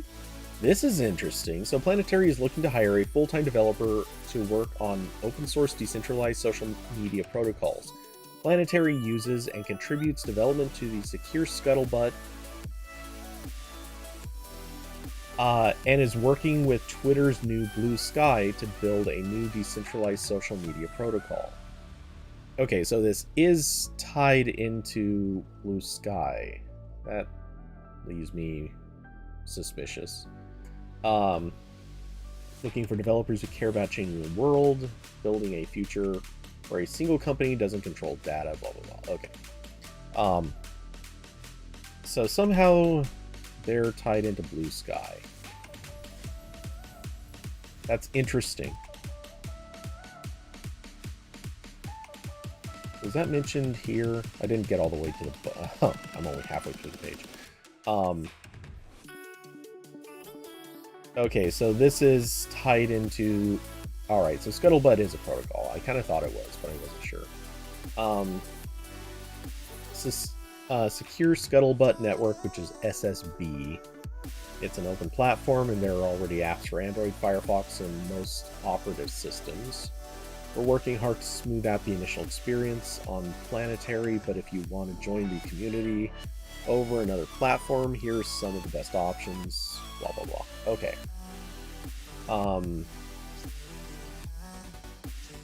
What kind of leaves me curious about this, and I've thought this about a lot of the decentralized stuff, and this one in particular, because apparently your friends host some data about you. Not really clear how that works, but what is to stop somebody from harvesting a ton of data off of your social accounts? I mean, this was the problem that everyone had with Cambridge Analytica and Facebook. How does this protect you from somebody getting access to your friend's information or friend's account in some way, and then using that to scrape your information and the information of a bunch of other people?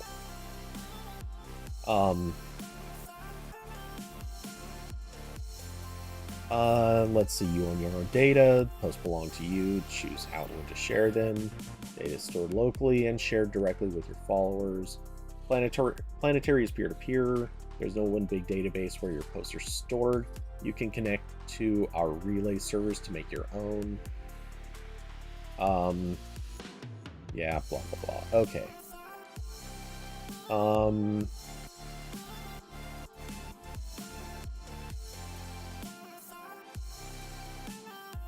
I'm not gonna get judgy, but a few things are funny to me as I skim through that.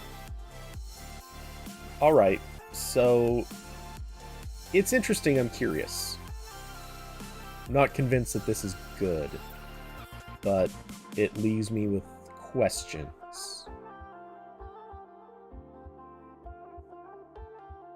Whole lot of questions. I gotta admit, this is one of those times where I can't tell if I want to go create, like... I don't know if I want to go set up accounts with or create accounts on, like, 100 different things. Or do I just want to take a year and let them sort out their BS on their own, and then come back and see what happened? I'm sort of caught between the two. Carson, I know, I'm avoiding that one because I can't see any way that that's good. But just for giggles.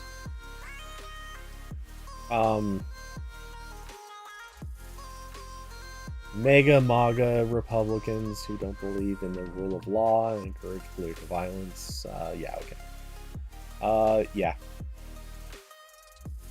Pretty much just a bunch of people saying, yeah, those guys are not good. Please, don't give them credit. Don't be nice to them. Just shut them out. Yep.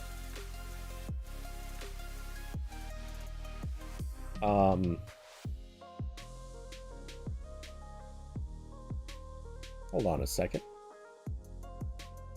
Cool. Later, loser. I like when they do me a favor and just tell me that they're terrible people, so I can put them on the ignore list. Makes life easier that way.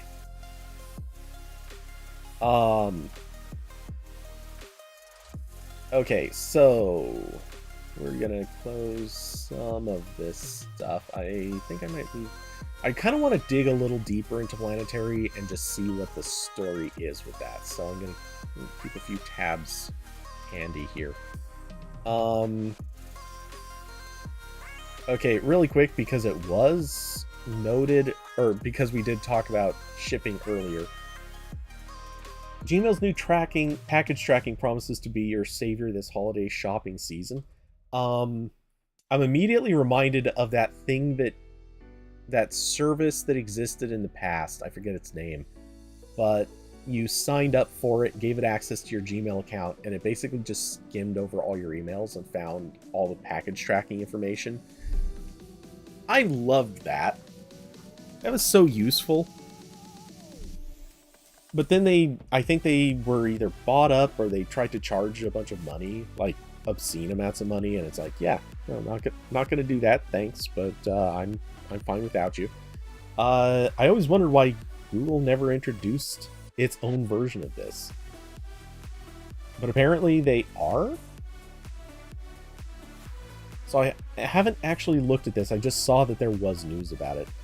So package tracking in Gmail has been a long time coming. It makes plenty of sense. All of your online order details are stored in your email, and aside from a handful of sites like Amazon, you probably head to your inbox to search for delivery statuses. No, actually I don't, but thanks. With these changes, Gmail now displays an arrival estimate along with each message. That's not what I wanted. Opening the email in question delivers a tracking card complete with order status, quick links to more details using the card, blah, blah, blah. The service is opt-in, with Gmail delivering a prompt to users once the feature is rolled out if you don't feel comfortable with Google, blah, blah, blah. Okay, I don't care. What annoys me about this is, I can tell right off the bat, the thing I don't like about this, I just want in one place, in one screen, just show me the packages I have coming so that I can know, do I have something today? Do I have something coming tomorrow? That's it. That's what I need to know. Or, well, that and to be able to see like, oh, hey, I've got 3 things coming. Damn, I was hoping one would come this week, but it's coming next week, or vice versa. Whatever. Like, I want to plan around stuff. I don't want to go look through all of my emails to go find the ones that are relevant. I know you could tag them and that would kind of work, but I want a separate tab. That's it. I want this information in a tab. Yeah, exactly that. Give me, honestly, well, I can't show it, but if I could, I would show you. There's this app on macOS. Is it Package? I don't quite remember. Oh, Parcel. It's called Parcel. Let's see what I can do. Wait, how do we get... I'll just look it up on here.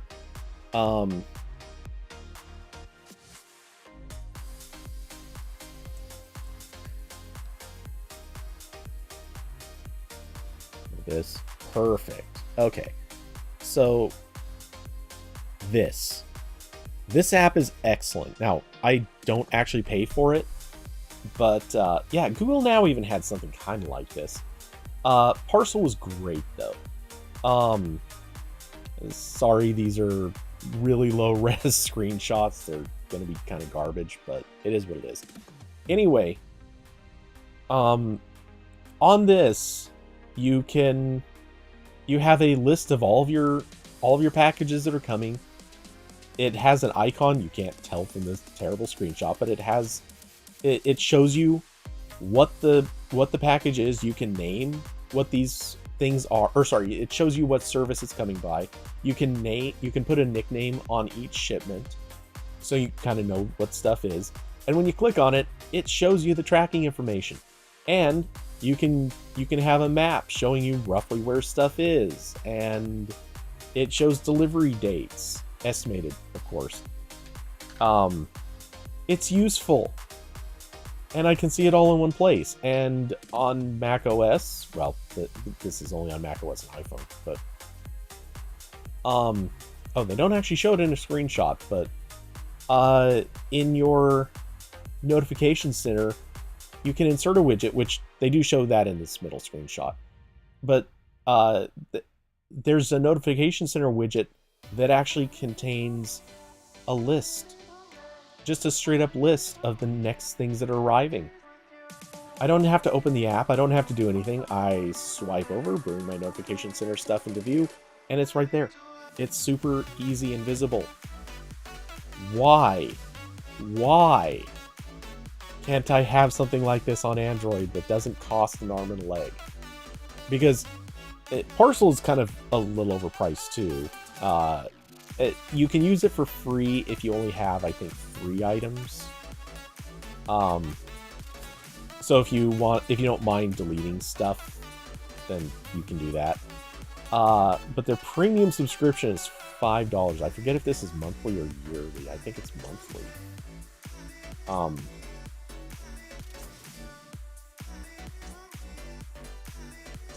and here's the iPhone version. Slice. Yes, that's what it was. Slice was the name of it. It was so useful. I miss Slice. Who bought it? I'm sure it was somebody that bought it that ruined it. Okay, anyway, let's see. Parcel. I want to see what that subscription fee is, just out of curiosity.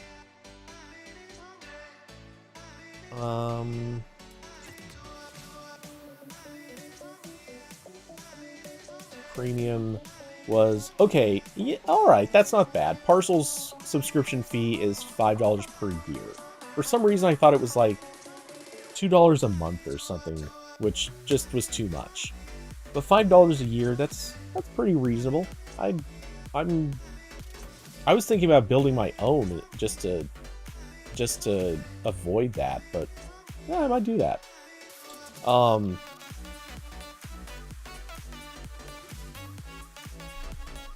But the biggest catch for me is I don't use an iPhone, so I really want something that is cross-platform. I want a Android and Mac app. And finding that is so hard. Nobody wants to make stuff that is Android and Mac. Everyone wants to make either iOS and Mac or Android and Windows, which is annoying. Because I know so many so many Android developers that use Macs. Like, that is the default. But for some reason, no one does that. Anyway. So yeah, shipping thing, that's cool. I'm glad they're doing it. They're just doing it wrong. Google can fix this. Carson PWA. No. Nice idea, but I think for this it wouldn't work very well. Remember, it has to run all the time. Well, not all the time, but it needs to update with some regularity.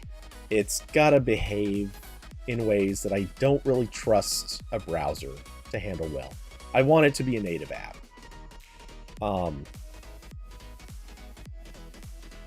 Maybe that's wrong. Maybe that's not a good plan, but to me it feels like that's the better way. Let's see. So Twitter could pivot to package tracking and customer support. You're hurting my soul, Austin. My soul actually felt pain. The first product-based social network. Isn't that Facebook? Oh. Anyway. So, let's see. Google Play Android games now available on PC in beta. I saw this news. Wait. Is that news today? I would have sworn I read this like a week ago. But yeah, anyway, so this is the basically an emulator running on Windows for Google Play Games stuff. That's cool. I probably would have more opinions on this if it wasn't, I don't want to say old news, but I remember I've read about this so many times. I've seen it mentioned so many times. And what stands out to me is, one, you have to have a moderately, well, you don't have to have a very powerful machine to do this, but you do need to have virtualization turned on, which is already a thing, weirdly, still not a default for a lot of computers.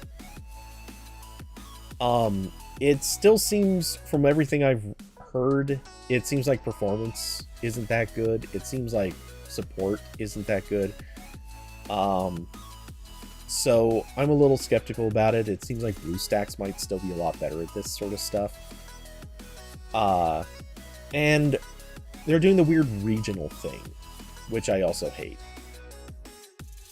I'm not saying that this is bad. I haven't tried it. I don't know. But there are parts of this that leave me curious, skeptical. Like, I kind of want to try it if I had a machine that could try it, but I'm not holding out a lot of hope that it's going to be that special. I think it's going to take probably a year or two before this really gets good and fully supported and widely supported. I also think that they need to get it onto Mac. Please.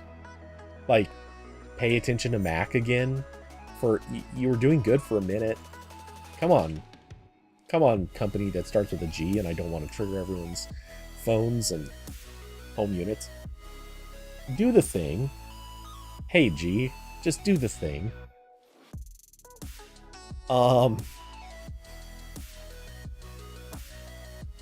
Austin, exactly. Yeah. Are Android games good yet? No.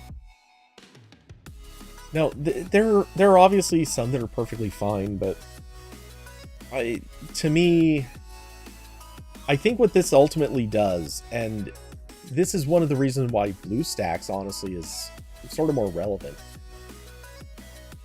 If you're doing Android games, 9 times out of 10, the reason people want Android games on the desktop has absolutely nothing to do with just general play. They want it there for like gacha games. They want it there for stuff that's sort of the pay to win things, because that's what's popular in streaming. So BlueStacks has already been working pretty closely with this. Plus, because it's just cheaper to do this way, Amazon coins are a cheaper way to do pay to win games. So a lot of people do streaming on Amazon because of this. Or they're using Amazon rather than Google Play to get their games, and they're paying a lower price because of Amazon's just generally more generous approach to in-app purchase. And BlueStacks supports installing Amazon, whereas I bet this doesn't. I can't see how this would. Austin, you want apps, not games. Yeah, that's certainly another part of it. But to be fair, I think a lot of the apps are...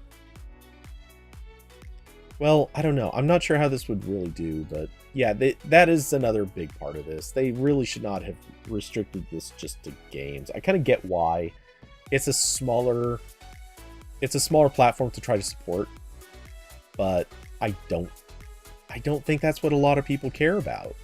And certainly a lot of people do care about games, but I think there's so many people that are probably looking at this saying, yeah, well, if you could also run my, social network app that's only on mobile, or if you can run, I don't know. Honestly, I'm trying to think of mobile apps right now that don't have good desktop counterparts. And I admit I don't have a lot of good examples of them. I'm even looking at my own phone, and it's like, oh yeah, this has a desktop client, this has a web client. I'd rather be using the desktop version of this thing and that thing. And hey, yeah, I don't really need most of the apps, or I have something better already that's designed for desktop, not mobile. But yeah, there are definitely things. There are things that have only been made for mobile in some cases that I would like to have on desktop, but I don't want to install an emulator. I don't want to jump through a bunch of hoops to make that work. So yeah, it just isn't the same. I feel like there's a whole lot of opportunity here that gets missed. And even if they fix some of their problems, they can't fix all of them. Like I said, the fact that if you can't install the Amazon App Store and use it for in-app purchases, you've already lost a lot of stuff here. So yeah, anyway.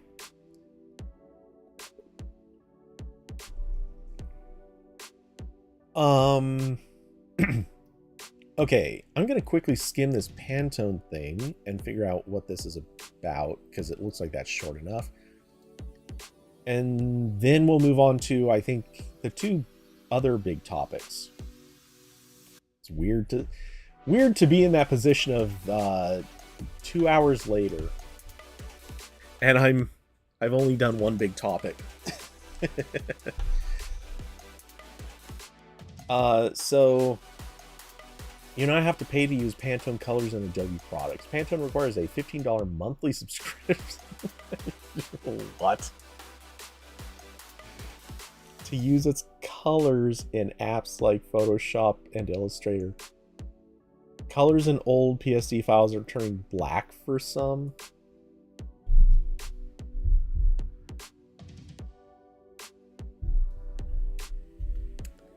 What the total? We need to have a beep. The censor beep. Are they stupid? $15 a month? Are you kidding me?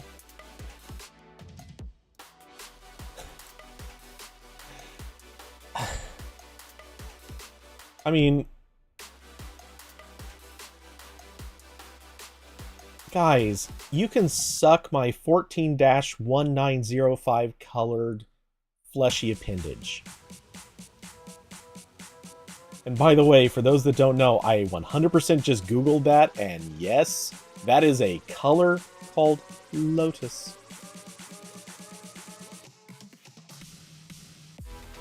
And that is, by the way, yes, the actual Pantone code. But what the hell are they thinking? $15? You can charge $1. Charge $1. Then maybe. Okay, so last week Adobe removed support for free Pantone colors. Seems like Google's been using this for product colors. Shit. Don't get me started.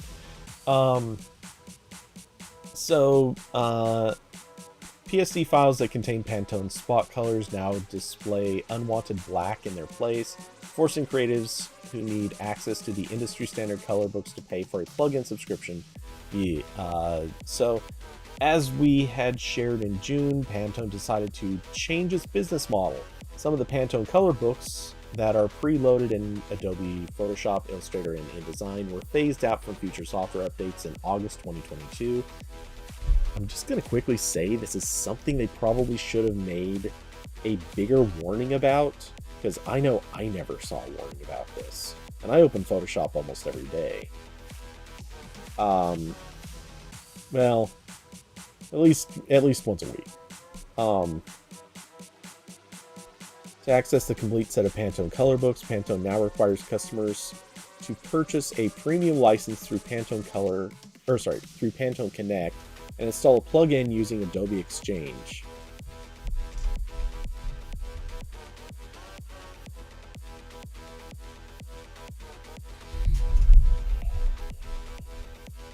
Pantone has claimed that its color libraries inside of Adobe have not been properly maintained for several years. Okay, that actually, I have heard this. That I believe is actually very true. Leading to the Pantone colors being inaccurate, with hundreds missing from Adobe applications altogether. A dedicated and seemingly outdated Pantone fax says, Pantone and Adobe have together decided to remove the outdated libraries and jointly focus on an improved in-app experience that better serves our users. I think we can really agree that this was not that much of a joint decision. This was very much Pantone saying, hey, you're screwing up our reputation. Adobe saying, cool, bro, we don't care. And then Pantone saying, hey, you know how you were paying us? Well, we're like, our license specifically says you have to maintain it. Adobe said, well, we don't have to pay you. And Pantone probably saying, yeah, you're right, you don't have to. So we're pulling everything effective immediately.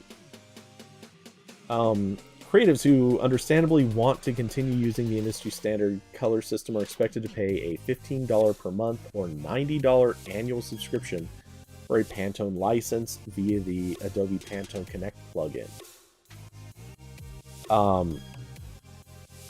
Okay, I will, not that I fully support this, but I actually grant $90 annual. I mean, the $15 a month is stupid. That's ridiculous. I mean, that's $180 a year. The fact that they do a 50% off for an annual subscription, it's actually, I mean, it's not great, but that's at least a decent discount. Like, if you're going to do a yearly, or, well, an annual subscription, 50% off is actually good. I hate when I see annual subscriptions where they're like, hey, you get, you know, 5 or 10% off for doing annual subscriptions. No, give us at least 20% off. Pantone, you're overcharging people in the first place, but at least you know how to give a discount. Prior to the introduction of the Pantone color matching system, companies used individual color guides, which gave inconsistent results, as each ink company could interpret red as slightly different shades. Even CMYK, another industry standard color matching system used in at-home printers, is seen as inferior, as the required combination of cyan, magenta, yellow, and black can lead to slight variations. Pantone doesn't require a combination of colors, making it much more reliable for designers working on large projects. Yeah. By the way, if this sounds confusing or weird to anyone, look it up. Pantone is nuts. Like, it makes sense. It is actually a perfectly valid argument that they're making, but it is also horrendous. Because it is very literally like, Pantone makes a specific color. There is no mixing. You don't get to that color. They make a color, and you buy that color. That's how this works. So anyway, let's see. Seems like Google's been using this for, oh yeah, Pantone was Microsoft Color too, right? No, I'm not sure I follow, but basically no. Pantone is its own company, though they are owned by somebody. Who owned Pantone?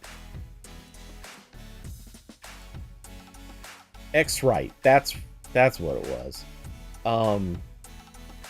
When did they buy it? Because I know that was a purchase situation.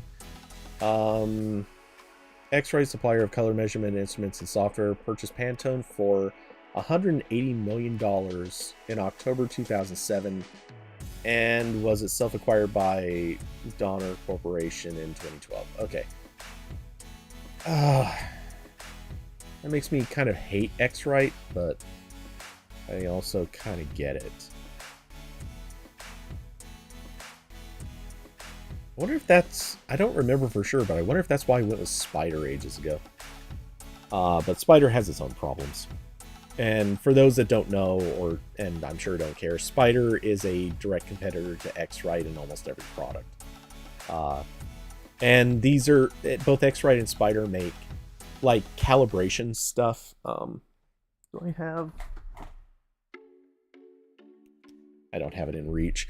But, like, I've got one of those monitor calibrators that you plug it in, you leave it hanging on in front of your display for, like, 5 minutes or whatever. It flashes a bunch of colors. It doesn't take 5 minutes anymore, but yeah, it flashes a bunch of colors and it calibrates your display. Yeah, I use it once in a while. Not very often.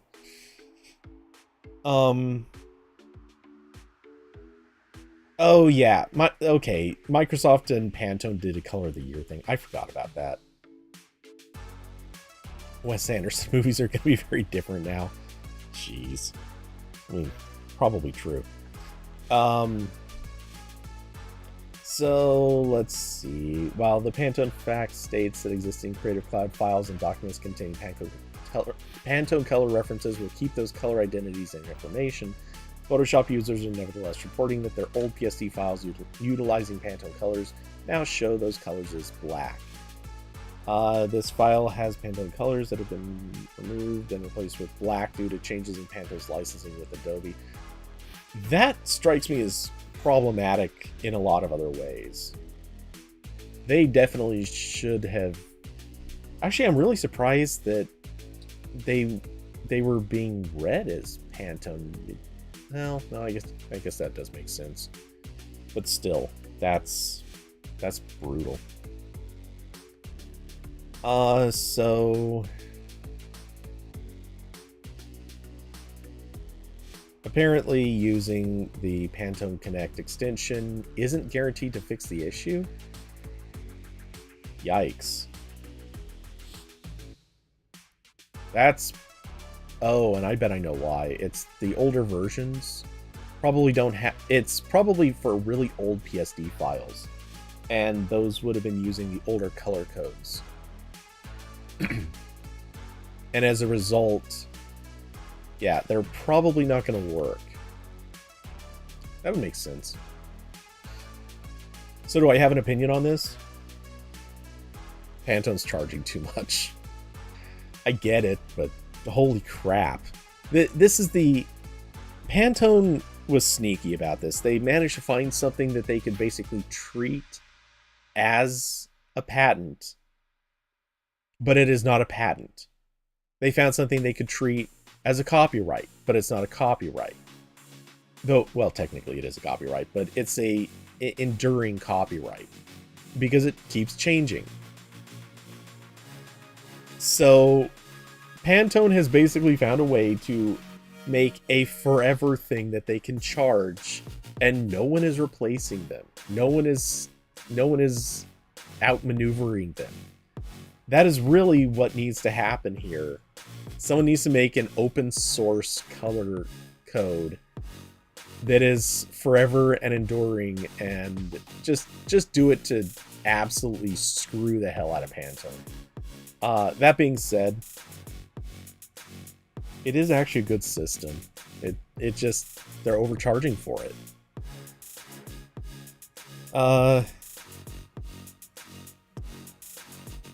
Diablo, yeah, and Adobe probably happy wanting to kick users out of the old versions. Yeah, but this won't affect those. The old versions are actually still working perfect because those still have the old Pantone colors. This is only going to affect stuff that got hit by, was it the August 2022 updates. So this is a non-issue for the old versions. This actually is a reason to go back to using the old versions, which you can't do, obviously. Like, that is not an option for anybody who's using the Creative Cloud stuff, but it is an option if you want to go back to like the old versions, which sucks. Nobody wants to do that, but you could absolutely go back and start using the old versions, and your Pantone colors will work perfect. Oh, this hurts Adobe more than anything.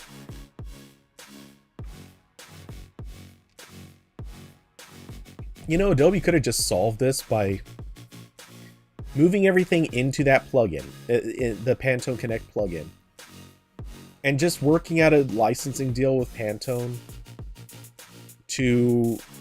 I know it would have cost them money, and they're averse to that, but work out a licensing deal with Pantone to just keep including it. And then Pantone can update the plugin as they see fit. That way, everyone's happy. They get updated colors all the time as fast as Pantone updates them. Adobe could probably pay, I don't know, $20,000-$30,000 a year for it. $50,000. Pantone, I'm sure, would have charged more than that, but they could have worked out this license deal. It would have been easy. And it does the thing Pantone needs it to do, which is keep spreading their system everywhere. That is way more effective for them. It keeps them relevant. This does nothing good for them. Okay, anyway. So, yeah, I'll say it again. If anyone is really curious about this, look it up. I guarantee on YouTube there are They're going to be like some, I'll even check. There's going to be like some documentaries or something about Pantone. I even covered, I'll look that up in a second. Yeah, if you go digging through some of these, I guarantee there's some, like, the story of Pantone or something. Look it up, because there's a history to this that is just nuts. Like, how deep and in-depth they go, and, like, an explanation behind all the color books and all those, you know, those little tiles that everyone always owns. Yeah, there's so much background to that stuff. It's insane. Like, it is a history all to itself. Also, I know... Is it this one? Yeah. So Google actually worked with Pantone for Real Tone. Yeah, there's this whole long thing. I had to do a weird amount of research to write this post. But yeah, if anyone wants to check this out, when the whole Real Tone thing happened with the Pixel 6, I knew I had covered something Pantone related. Yeah, it was about their skin tone thing, and Pantone did this whole thing of, like, they found the 110 actual skin tones. Because apparently there's only 110 different skin tones. Not true, but that's what they're pushing. So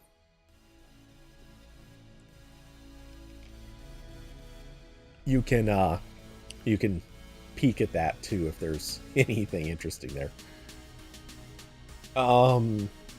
Okay, so is there anything else Pantone related? Yeah, exactly. They're good enough. Let's just pretend.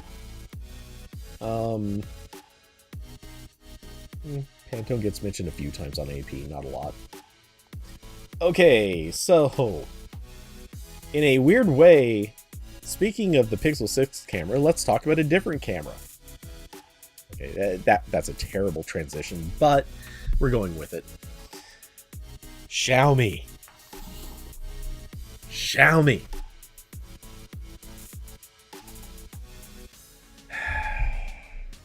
You make me wanna. Okay, so Xiaomi has built the 12S Ultra. It was a phone with a pretty damn good camera in it. People liked it. People had great things to say about it. Turns out they were making another one too. They were making a smartphone that supports interchangeable lenses. They were doing the thing that people have been talking about for close to a decade. That people have wanted for close to a decade. The ability to just take a full-size monster house lens and just whack that onto the back of your phone and go take pictures like a pro photographer. But not only that, the real benefit here is, give me the apps. I want apps that can control the camera. I want apps that can do something with the files. I want to edit those files. I want to share them on social networks. I want to back them up to Dropbox and Google Drive and Box.net. Was that .net or .com? Who cares? I want to upload them to Box. Anyway, all these good reasons why we want smartphones to actually control big, huge lenses attached or covering up big, huge camera sensors. We wanted this for ages. Corbin, why couldn't Corbin be on for this? Because he and I could have just gone on for ages about how great this would be, how much we want this. Because we do. And don't get me wrong, there are great things about cameras. I love a full-size, proper camera because, as I reach for demonstration purposes, this one doesn't have a lens on it, but Uh, there is something to be said for having dials and buttons and all the neat little things that you can tap and maneuver and things like that. Those things stay very good, very important, very valuable. But you know what? There's something to be said for sometimes you don't need those as much as you need the functionality to be on the camera. And yes, the removable lenses are great. Being able to change the lenses, and I want the photo processing capabilities that are happening on smartphones. Some of that stuff is very, very slowly making its way into dedicated cameras. It's happening very slow. And they have terrible software. Oh, and I just realized I forgot to change the scene back. So I love the idea. I've wanted to see this for ages. I remember on the old Android Police podcast talking about that rumor. There was a rumor ages ago that Moto Mods, one of the rumored upcoming Moto mods, was this mod that supposedly added a full camera sensor and supposedly had adapters for Sony, Canon, and Nikon lenses. This was the stupidest part of it. There was no way that part was ever going to happen. But yeah, supposedly it was a thing that would just work.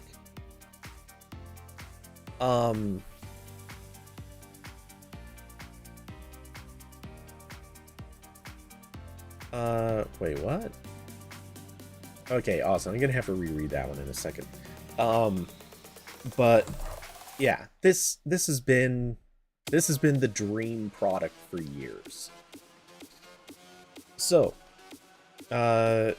this particular thing, the basics are 1-inch camera sensor using it's a 50.3 megapixel sensor, and again at 1 inch. And let's see, it is a Sony IMX 989 that supports 10-bit RAW. This is a genuinely great sensor. I'm sure it's going to bend down because that's a lot of data to try to feed into a smartphone. They made some modifications against the 12S so that they can move the sensors around. I'm not gonna really talk about that too much. And then they compare it to the Yongyo camera that came out a few years ago, but stayed in China. They mention how this concept phone kind of got shared around to a couple of influencers, but that was about it.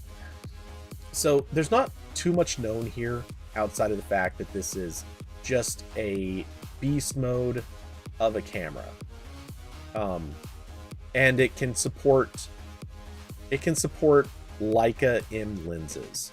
For those that don't know, Leica M is basically your crop sensor Leica's lenses. They are pretty tiny. I mean, you can kind of see that in all these pictures. And when you consider, well, I'll demonstrate in a moment, but if you look at how that lens compares to the back of the phone, like, it leaves a pretty good margin of space to the edges of the phone. So, you know, it's still taking up a good size of the back, but those lenses look fairly tiny, right? I'm just going to pause this and pop back to this view for a moment. Now, compare that to, and one of these days I need to change this background to something that isn't dark. But just for demonstration purposes, here is what the, this is my Pixel 6 Pro. Still have to do so much to figure out. This is what a Sony full-size lens looks like against my 6 Pro. Like, I can hold this with my fingers like barely wrapped around the edge. it's taking most of the back of this. So these are slightly smaller lenses. They're not a lot smaller. They're perfectly good, but they are for basically a crop sensor, which a 1-inch sensor that checks out. Okay. So this looks pretty good. It looks like a neat concept. They've done really neat things with it. I note a couple of issues. And they're not big, bad problems, but they are issues. So first off, they mentioned that they reinforce the body to hold the weight of the lenses. I'm very curious how much they had to do in order to make that work. Because honestly, phones are not built that I mean, they're built to be pretty durable, but you're now talking about throwing on a lot of weight to sit on this. And if anything happens to it, like, that is a torque point that is going to absolutely trash a phone if it goes at any way, shape, or form wrong. So I'm very curious about that. The second thing is, and the video that's playing in the back has kind of been showing this, they've got an adapter involved. Now this makes a lot of sense. So for those that have never really held a camera, don't know what's involved. Let's see. We have, okay. Let's switch views again. So for those who've never really checked out a camera, you'll notice that the sensor sits fairly far back from where that mounting ring is. I'm pretty sure that that is in large part why they had to have that adapter there. Because that adapter is actually creating a lot of the space between the rear element of the lens and the sensor itself. Now, it might be creating a little too much distance. I have a feeling that this is creating a bit of a zoom effect of its own. But this is a necessity, and it probably also has a little bit to do with managing the wiring and all the contacts. So it's interesting, but it poses some questions. Another one we're going to get to right here being no article I've seen really takes big issue with this, but these are Leica M lenses. How would you guys like to know what a Leica M lens costs?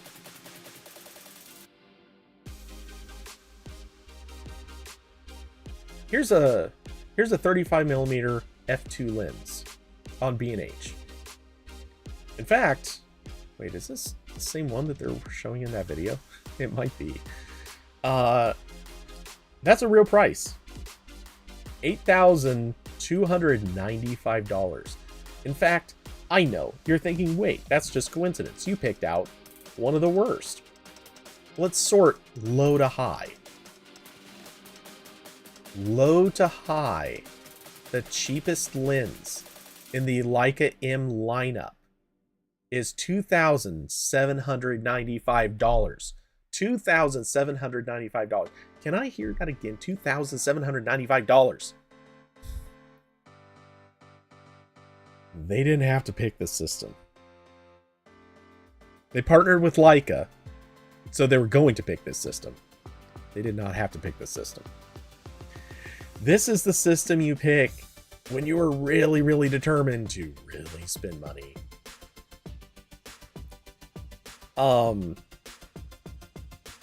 I mean, and you might be thinking, okay, well, great, that's fine, but what would a comparable lens cost from somebody else? Who else possibly? Like, maybe this isn't that crazy. Maybe that's normal. It's not. Let's Sony Let's just look up a comparable Sony. So 28mm 2.8. I don't know that we're going to find exactly that, but 28mm.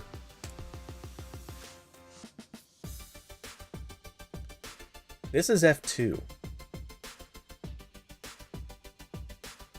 28mm. This is for a full frame camera, which means it's generally more expensive. No guarantees there. It might be, in theory, it could even be more expensive for a crop sensor. It never is, but it's possible. This has a wider aperture, f2, which is better. You want wider aperture. You can always close down the aperture. You can't open it wider. $448 versus $2,795. What the absolute... There are flying monkeys out there that are more realistic than this choice. So, anyway. Yeah, I'm just saying, this is... Whoops. I'm just saying, this is not for the masses. This is not at all for the masses. Okay, so looking over comments, Austin, the only thing I would change is a magnet cropped in lens accessory so the sensor isn't completely wasted without a full size lens. Oh, I see. So you want this to be... Oh, okay. So a small mobile magnet lens that crops in on the sensor to keep a smaller Z profile. Okay, so you're talking about something that you can just slap on the front of it. I don't know if magnet is the best move here, but I get the idea. And so the sensor can still be used even if you don't have one of these big lenses on it. Yeah, I can see that. That makes sense. Diablo, we were hoping for DSLR attachments for Pixel. Yeah, honestly, I had my suspicions going into the Pixel 6 that they might toy with that. I think that was even one of the rumors for a while. It obviously did not happen. I'm not surprised. I think there's some possibility it still could someday, but I'm not holding out a lot of hope. We'll see. In truth, my expectations are changing a little bit. I feel like one of these days what we're probably going to see is a dedicated camera for photos, and it'll maybe have like a slide-in slot or attachment where you attach your phone and use that as a monitor, backside display, however you want to think of it. And I think that might be the more practical future for a pro level camera. I don't think we're ever really going to see the phone with attachable lenses becoming a mainstream product, because you have to make too many sacrifices to make that a good experience. But I do see phones becoming the second half of a camera. And if you're just approaching it from the perspective that a camera is a camera no matter what, and the phone can just be used to make it better, I think that leads us down a better road. Though a dedicated camera that just simply runs Android, also just a really good idea. Somebody do that. And someone please do it in a way that is not like Zeiss did it. Zeiss did a very, very dumb, obnoxious thing. Oh, by the way, before we move on from this page, really quick, I just want to show you the high prices for Leica M lenses. Yes, for real, this is a 75mm lens that is $14,000 and change. Yeah. Leica is, when it comes right down to it, buying Leica is sort of like buying a Bentley or a Rolls Royce. No, that might be unfair.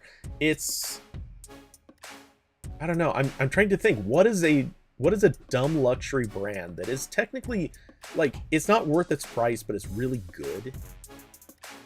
I feel like Bentleys aren't really that. Or Rolls-Royce. Those are dumb luxury brands that are just bad, but they charge a lot. Because it's all about just showing you have the money. Like, Leica makes good stuff. It's nowhere near worth its price, but Leica makes good stuff. I don't want to hate on them and say that they make bad lenses or anything. But, yeah.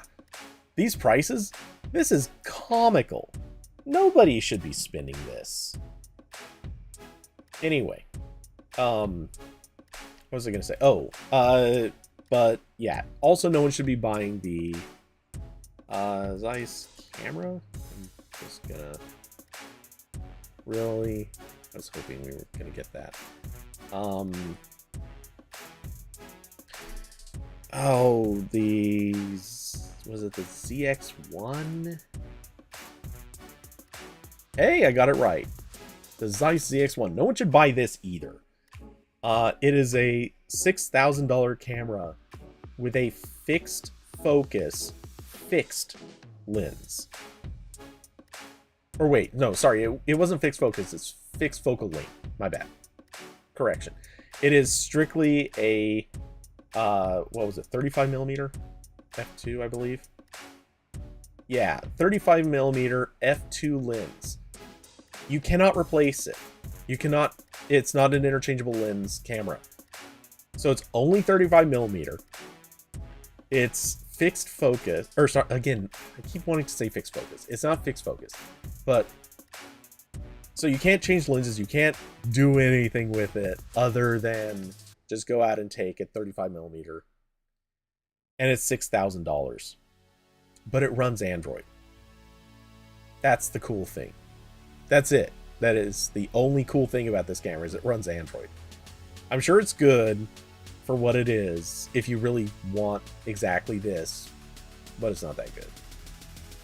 So right now Xiaomi is kind of in contention as the next thing that is an overpriced, not widely available, somewhat compromised choice to accomplish a thing that runs Android and takes pictures better than other things that run Android. I want to try it. I want to play with this. I want to have my hands on this. But no way in hell would I ever recommend somebody spend, well, let's see. The price point that they were already putting this phone at, okay, obviously this is prior to being a mass production item, but approximately this phone would cost $41,210. But that is, again, not mass produced, so okay, that's fine. But then if you go so far as to even buy the phone, you then also have to pony up, oh, I don't know, all the money in the world to buy a few lenses to go with it. Because remember, you also are not buying just one lens. Not likely. You might be. You could be. But you're probably going to also buy you're probably, like, what's the point of an interchangeable lens camera if you're not going to have at least a couple lenses to throw on there? And at that point, you were in it for nothing under, think about this, nothing under $6,000 in lenses. That's for 2 lenses. That's the cheapest 2 lenses you can possibly throw on this. Come on. It's pretty special, right? Aren't you glad? This is so promising for Android cameras. I can't wait. I'm being somewhat sarcastic here, in case it's not obvious. This is just so dumb, but it's also neat. I want it. I just cannot imagine anyone ever conceivably wanting to buy this. Google Photos built in, please. Yeah. Does Xiaomi actually ship with... I haven't actually tried a Xiaomi phone. Do they actually ship any with Google Play services? I think they do, right?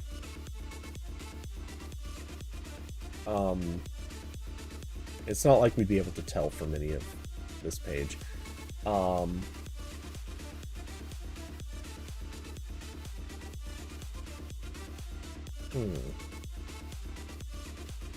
Let's just use this tab.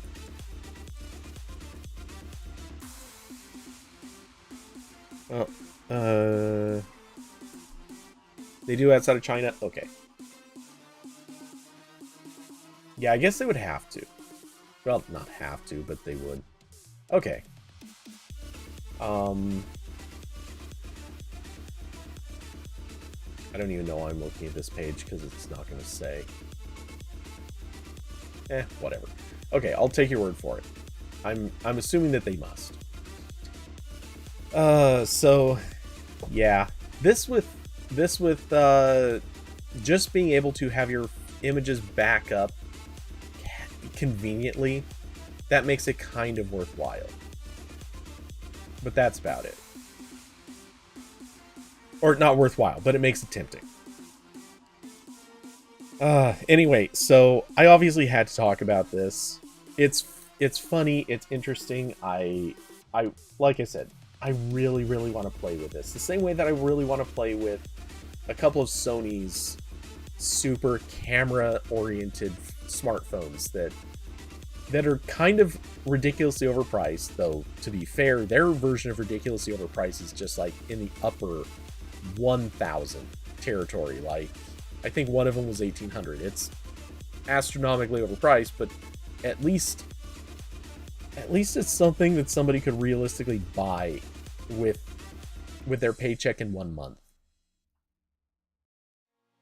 I don't think very many people are going to be looking at the Xiaomi concept phone and honing up 40K to buy one of these. But it is interesting. This leaves me with a lot of questions. And also, I'm very curious what their software can do. That is one of my other big question marks with this, is how's the software going to behave with something like this? Can you, for example, can you actually control lens zoom? Actually, do in-mount? Do any of these zoom? Never really thought about that. Are any of these power zoom? Obviously, you would need to be able to have motorized... Oh, yeah. Okay, there's at least a zoom. I don't know how much... I don't think it's powered, but... regardless, like, I don't... okay, so the lenses obviously need to have focus control, so they have to have electronics. Though I suppose you could leave it just to manual focus control. I think all their in-mount lenses have focus rings. Could be wrong, but I believe they all do. So you could do that. You wouldn't want to. You really want to have autofocus, especially with a 1-inch sensor. So yeah, this is a neat thing. I want them to keep doing stuff like this. I want to see other companies try something like this. I'm not confident it's going to happen. And Sony, just break down and do it. Sony, just break down and do this. You know you can. Okay, so let's go to... I think this will actually be the final topic of the night. It just kind of worked out that way. YouTube Prime Time. It might come as a surprise. I actually have a lot to break into on this one. it's kind of dumb. YouTube Prime Time. So, for anyone who hasn't read about this, I doubt there are many of you who haven't heard the details. The extremely short TLDR on this is YouTube is going to start integrating other basically like streaming channels, streaming networks into YouTube proper. So, the basic idea is you can go on YouTube, just regular old YouTube, and subscribe to, let's say, Peacock, or Fox, or Paramount Plus, I believe. Is that one their biggest? I think it is. I know I read this earlier, but now I'm not entirely sure. But anyway, you can subscribe to one of these channels and then stream all the content that channel is shared to YouTube. And by that, presumably this is basically all of that channel's, or all that streaming network's content.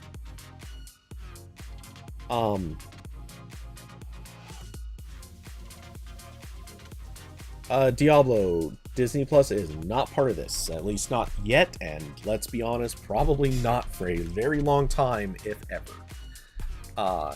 In fact, again, Paramount Plus is basically their largest. They do not have deals with HBO, they don't have deals with Netflix, Disney, they don't have deals with Amazon, Apple.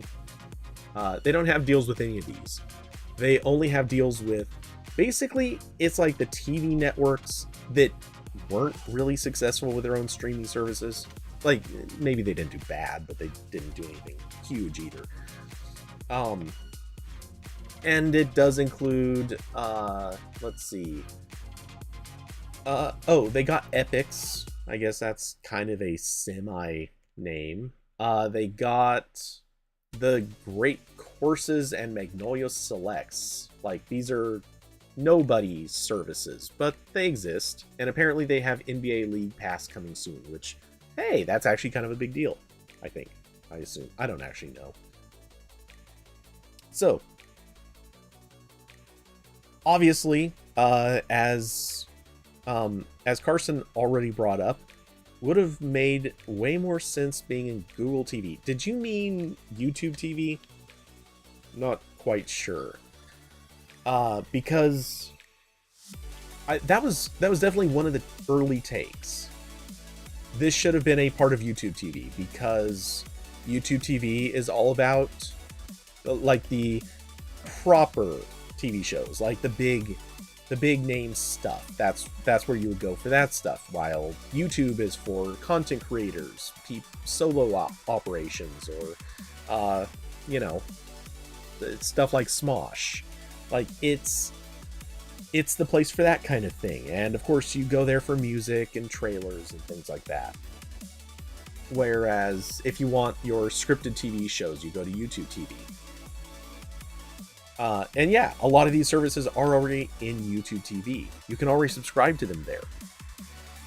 So, to me, that was kind of one of my first thoughts too. Why would you do this thing and not put it on YouTube TV? Because apparently this includes at least a few things that I believe are not in YouTube TV. I haven't checked that with certainty, but I'm assuming it's probably true. Hold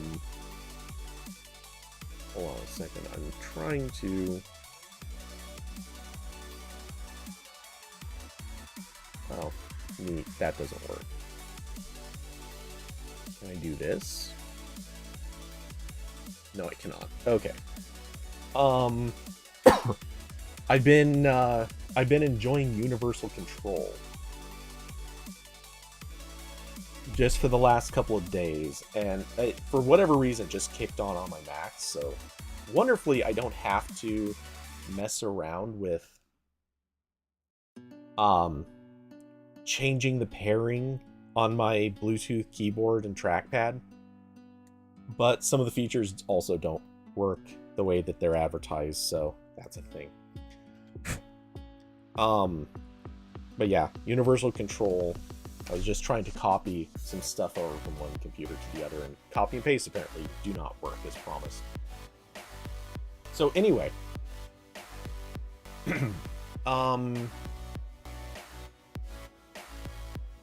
Diablo, why not offer them both? Disconnect is huge between teams' goals. Yep, that part's definitely true. Okay, so one of the so this question of why not on YouTube TV. My first instinct on this was, well, my instincts on this were a little bit, yeah, that does seem weird. But then I kind of considered, wait, this seems genius. For starters, and they could, bear in mind, I'm about to fully acknowledge they don't have to stick to this model. They could change things to make this work. But part of it is, who wants to pay for YouTube TV and then pay on top of that so that you can get the subscription channel? That sounds terrible. That is really expensive if all you wanted was Paramount Plus, or all you wanted was NBA League Pass. Why should you be paying for YouTube TV plus that extra thing? That doesn't make any sense at all. So I get that. I think that's perfectly logical. And in general, one of the things, and the Verge article makes a fantastic point about this. In theory, or not even in theory, I guess this is something that they got directly from one of the spokespeople.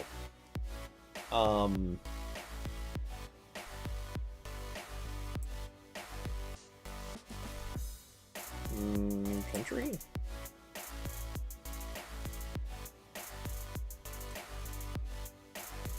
There was, oh, I don't know what word I'd have to search for to find this apparently, but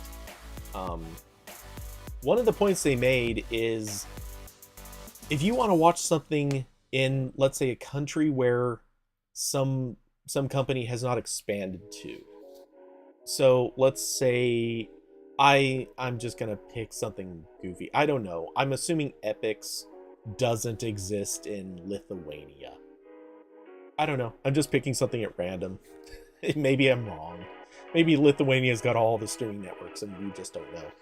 But the fact is, YouTube TV is not in Lithuania. I'm pretty sure. So what you can do is, if as long as you can reach YouTube, you can subscribe, presumably, to Epix on YouTube, and now you can just watch Epix content. You don't need to worry about where YouTube TV is located. You just need to know where YouTube proper is located. So this gives, and this is a win for everyone. I mean, this is a win for Epix, who does not, I'm assuming, has not expanded to Lithuania. This is a win for Lithuanians who are like, yo, we want some Epix, boy. And this is obviously a win for YouTube, who gets to say, yeah, we just made money off of just doing what we do, but also doing it in Lithuania. Like, this is a win for all parties involved. And Epix doesn't want to spend the money trying to get a global rollout. I don't know, maybe they do, but probably not. Wonder if a country would sue Google. For the most part, they can't. Obviously, a country can tell a company you cannot show something here. That is 100% an option. If there are copyright issues, they can sue over that, which in all likelihood, YouTube sorts it out. They deal with it really quickly, and that's just a thing for the courts to figure out. It might be licensing issues. There might be a couple things here and there, but for the most part, as long as you're not stepping on anyone's toes over exclusivity, none of that stuff really is that hard to deal with. And in that case, all YouTube has to do is say, hey, sorry, you can't subscribe to Epix in Kandahar or something. I don't know. Name wherever that's not Lithuania, because Lithuania in this story is making it like a bandit. They're getting stuff they never could have gotten before. So this isn't necessarily a perfect thing, but as the spokesperson or whoever said this, basically it is an opportunity for them to expand a bunch of things to areas where those companies just don't have that opportunity. They haven't made the push out to all these other areas. And that is a big win. And it's something that they just can't do with YouTube TV yet.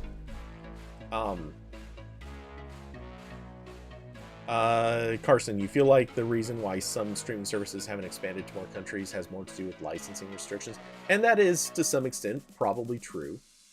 Though, licensing restrictions, a lot of times that's going to come down to stuff like someone else already paid for licensing to distribute to that country.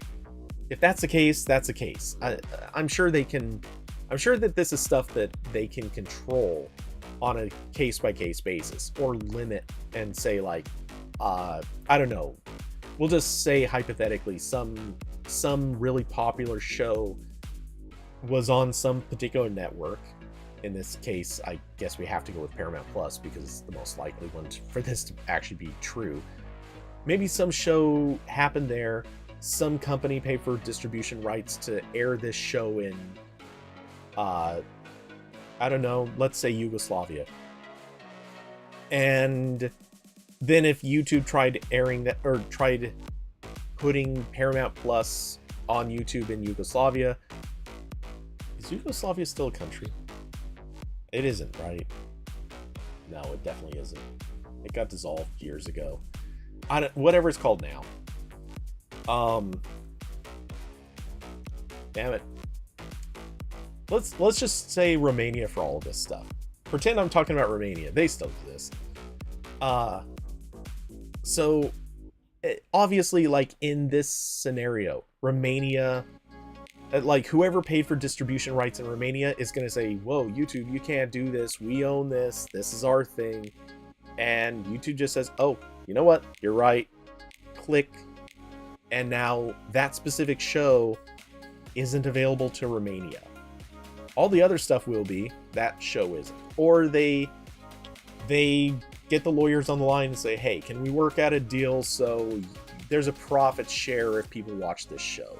Or there's I don't know, let's work it out so all three of us agree. Like maybe there's a split ownership, or what's your exclusivity contract? Maybe we just won't air it for 3 months and let your contract run out. Stuff like this happens. The lawyers will get involved. It's not the hardest thing in the world to sort this stuff out.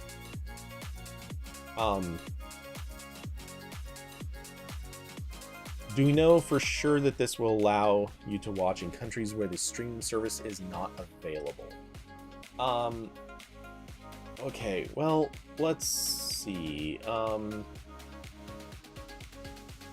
mean, I'm basing this. I thought of this before I read it, but it was when I read it, it's like, okay, this just absolutely confirms the point.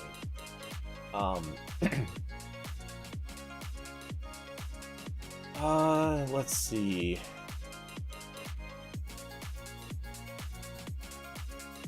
I'm quickly skimming this article. I know it was in here.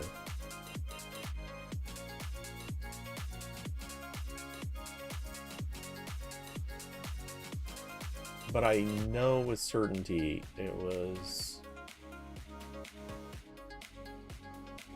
Wait, how about...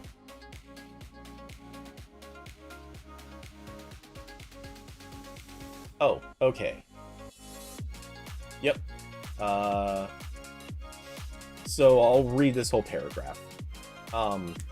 It's also a bit confusing from YouTube's own perspective. YouTube has touted YouTube TV as the bundle of the future, and the product's head, Christian Ostling, I'm gonna go Ostling, told me earlier this year that he has identical aspirations to rebundle the streaming services. So why isn't primetime channels a YouTube TV feature? When I asked Teague, she offers two answers. Well, one and a half.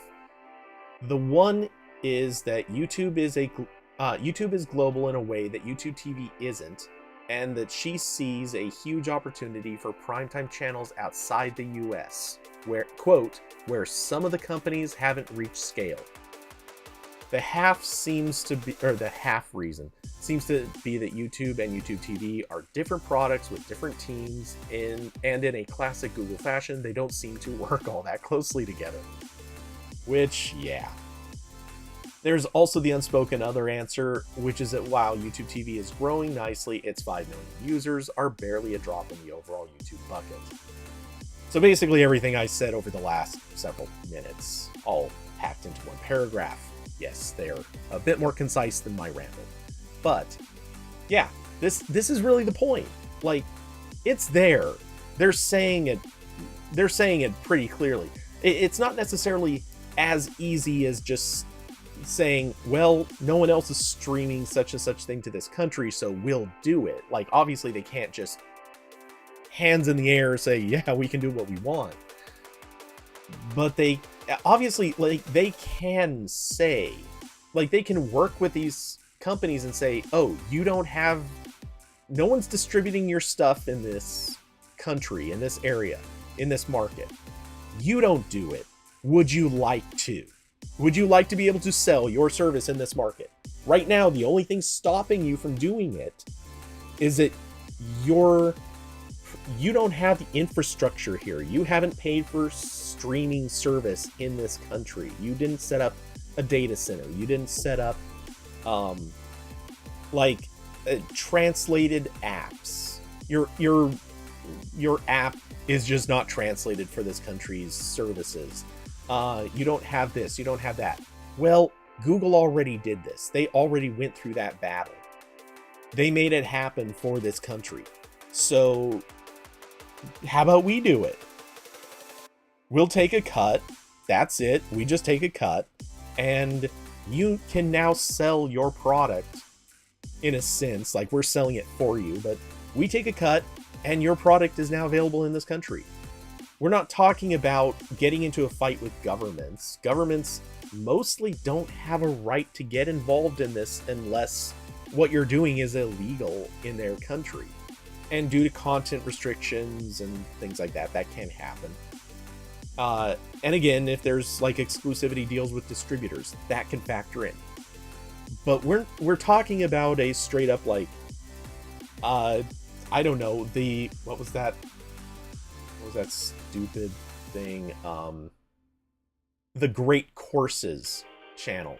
I'm assuming that that's golf. Let's find out. Great Courses. This has got to be a golf thing, right? Oh!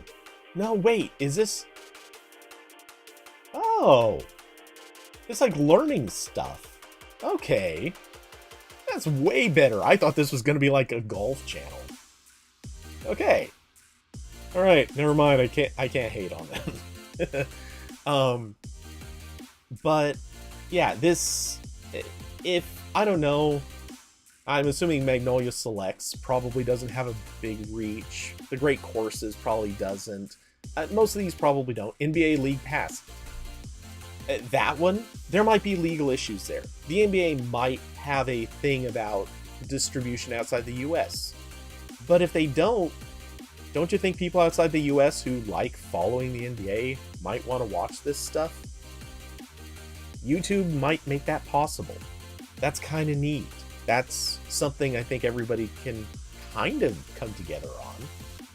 As long as there isn't some big reason that you can't do this, I think most people would generally agree it's better that someone try to find a way to do this. Okay, so catching up on comments because I kind of fell behind. So Diablo said, would be great if I travel. This would allow me to still use the service. Yes, that's a huge part of it. Roku be like, darn, we blocked this kind of thing and Google made it bigger and better within their own service. Yeah. And Roku's been doing some weird stuff lately. They're clearly trying to build out, but they're not doing a very good job of it. Okay, let's see. Carson, off topic, but has anyone tried playing a purchased movie in the Google TV app on mobile? No, I have never tried that. You say the letterboxing experience is atrocious. It's funny because I did make a reminder for myself to bring up a different topic, and I wasn't going to hit this first, but I do want to. I may as well bring it up now because it's such an obvious connection. Y'all ever used the YouTube app on Android TV? Look, I'm not saying it's bad. I'm not saying it's good. It's definitely not great. But it's mediocre. It's real mediocre. It's got that. I don't know if it is technically a native app yet, or if it's still a web wrapper that's just been made a fairly good web wrapper. But it definitely does not feel right. It is clunky. It is awkward. Its use is just not the way it should be. It's usable. It gets the job done, but for F's sake, like, seriously, this is a thing you can absolutely make so much better. How do I know? Because everyone... No, not everyone. Amazon definitely hasn't, but others have made it much better. They can do it. It's within their power. They can literally just copy, like, Netflix's code and do something like that. It's not hard. But it feels so clunky and so awkward. They need to fix this before they try offering premium channels on YouTube. That's what I'm saying. You gotta fix the YouTube app before you make people pay to watch stuff on YouTube. It just needs to be better. I mean, look, I don't think HBO's is the best app. Well, I don't know. I haven't used anything better than HBO's, but HBO's still stands to improve a lot, but it's a lot better than YouTube. So I'm just saying, you know, fix this. Fix this, YouTube. You can do it. You can do it. I believe in you. I believe in you.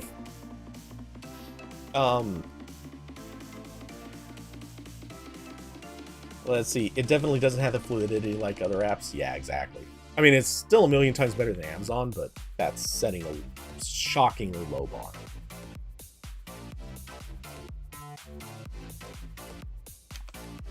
So, let's see. Did I make any other notes? I actually came with notes, guys. Not many, but it happened. So this did introduce one big problem, and the Verge article definitely kind of hits on this. Oh, play a movie on your phone and press the zoom in button. Yeah, but that sucks. You don't want to do that if you don't have to. You can tell it's like a weird selection highlight. Yeah, Amazon's so much worse. It's appalling that Amazon continues offering that terrible player. Which makes me think that Amazon they're trying to use this as a way of getting people to buy Fire stuff. That's the only thing that makes sense. But okay, so my other big issue with this is the creator story. I still feel weird using the word creator for this, but whatever. We'll not get too caught up in semantics. But YouTube's the claim that's given here is that they're not going to step on the toes of creators. And it sounds like a good promise. But I'm very curious how this is going to start mixing in with regular videos. Like, what if you're a person kind of like me who probably is not going to actually want to subscribe to all this stuff? How much are these videos going to get shoved in my face when I search for things? If I'm searching for things and I definitely don't want to see the TV show or the movie or whatever that is part of these new catalogs, how much of that stuff am I going to have to scroll past? They say they're not going to shove it all to the top, and I believe that. But how is that going to play out? What's it going to look like? Is it going to be a good experience? Is it going to be a bad experience?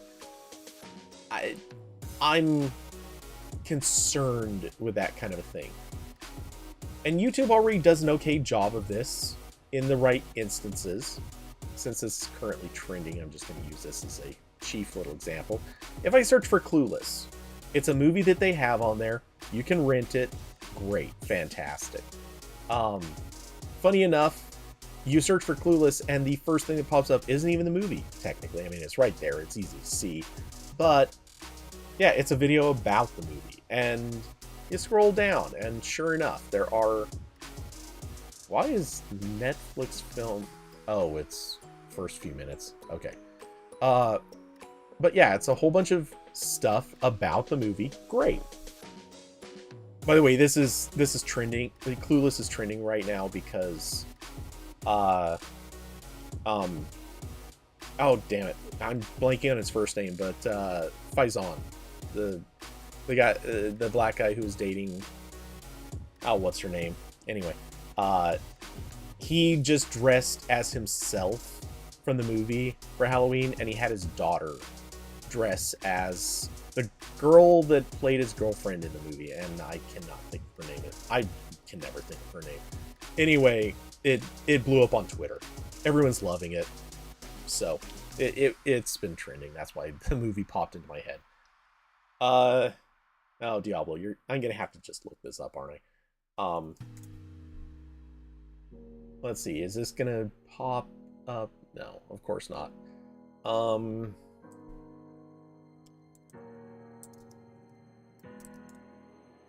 I think I'm spelling that wrong, but...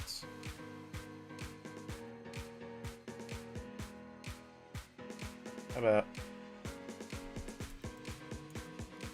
Halloween Clueless? Ah, here it is. So, Donald Faison. Yeah. But yeah, that was... that picture has been all over the place. People were going crazy for it. Which, let's be honest, kind of nails it. They did that perfect. Anyway, so what I'm kind of curious about, going back to, say, search results, actually, what is a movie that just came out? You would think that I would have more movies on the top of my head that just came out. Oh, how about One Night in Soho? No, that's not coming up with it either. Oh, yeah, that's right. I guess you can get that on YouTube. I don't want something that you can get on YouTube, though. What was the thing? What was the thing that was exclusive?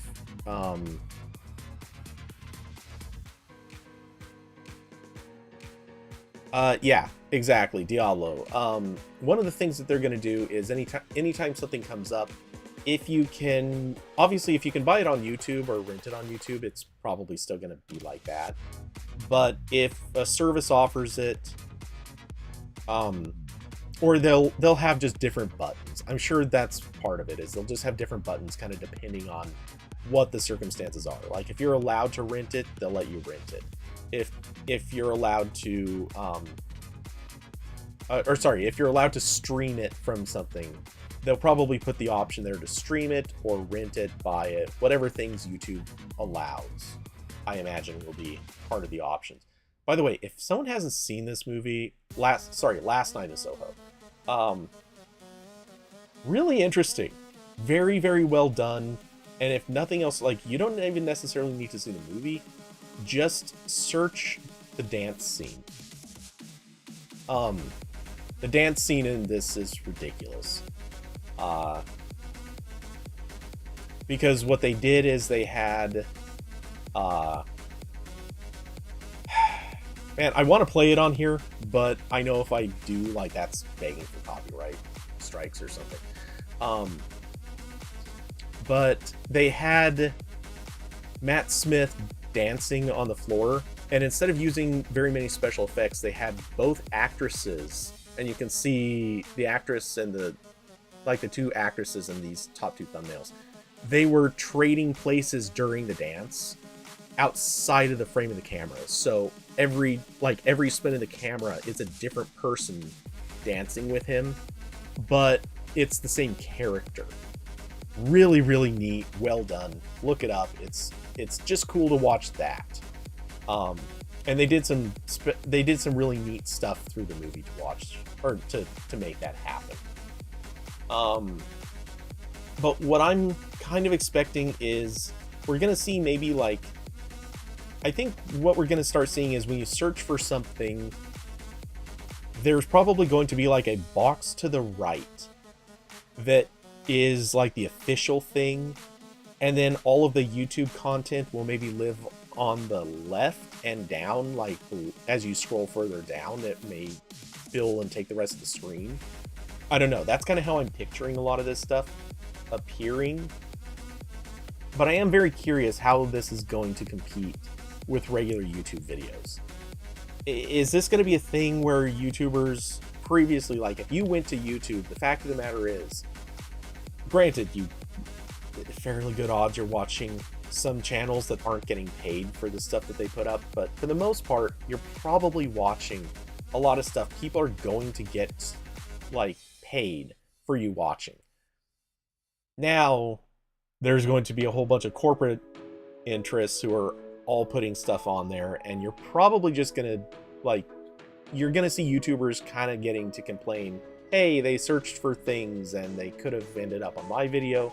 Now they're ending up watching the same thing that they would have seen if they just sat down at their TV and watched there. Like, how about we get more preference towards one group or the other? And yeah. So yeah, I think there's a lot of questions that they're going to have to dance carefully to avoid stepping on too many toes. I don't think it's that bad. I think this is an interesting choice. I think it's a smart choice for YouTube, because if they manage to get a few other big names signed on, this is a huge opportunity for them. It really is. Because this is a thing that could get people subscribing, or not subscribing, but hanging out on YouTube for way longer. All of a sudden, YouTube could just become the place everyone goes to watch everything. Obviously, that's probably not going to happen if the best thing they have is Paramount Plus, but if you're all about NBA, Paramount Plus, and what you would normally watch on YouTube, you're set. Like, this is the dream. This is what you want. Because you can just live in one app, search whatever you want, and you're there. Now, I don't know that that's how it's actually going to play out. I don't know that it's going to be that good.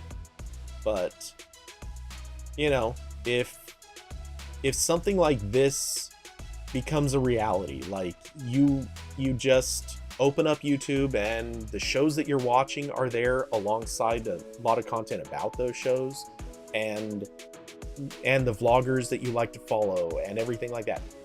Give us a good interface for this, and that becomes a pretty good story for how people can watch TV. Let's see, Carson, Google TV stuff. Yeah, the zoom button stretches it out instead of just cropping. It's broken on all phones with display cutouts. Oh my god. That's dumb. Diablo, pay more for your button to show up first. Oh my god. You just wrap this back around to Twitter. You evil bastard. Love it. And also, that's probably going to be true to some extent. I hate to say it, but I've always wondered if YouTube's going to eventually reach that point of saying, hey, you know, we'd kind of like to play the system a little bit. You know, if somebody watches these 3 channels, we have to pay money to somebody. If someone watches this other channel, well, they're not monetized. We don't have to pay them a dime. So maybe we'll just present that channel first. We'll kind of nudge people in the direction of the things that we have to pay less to. And then, you know, you introduce this concept, and now it's a straightforward thing of, well, if we've already got people's YouTube premium money. We already got, like, here's somebody who's in premium. We don't want them watching YouTube content. We want them to have a reason to pay for more. So maybe we'll present that stuff to them, whereas someone who's not paying for premium, maybe their search results should feature YouTube stuff, because we can give them more ads, we can give them more of this, more of that. And especially if someone has already paid to subscribe to, let's say, AMC Plus, maybe we want to present to them more YouTube stuff, because they already gave us money for AMC Plus. Now we want to show them YouTube videos about the thing on AMC Plus that they're watching. And I don't think that this is conspiratorial. It's honestly just kind of a good business strategy. How much they're going to do this, I don't know. But it's YouTube, so I wouldn't put it past them.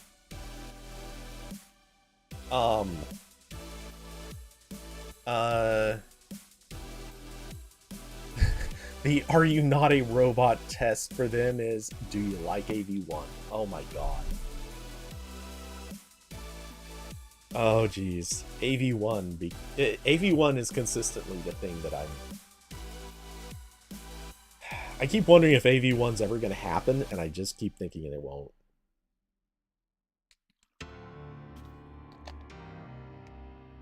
But I like so much of, or, well, I don't care about this.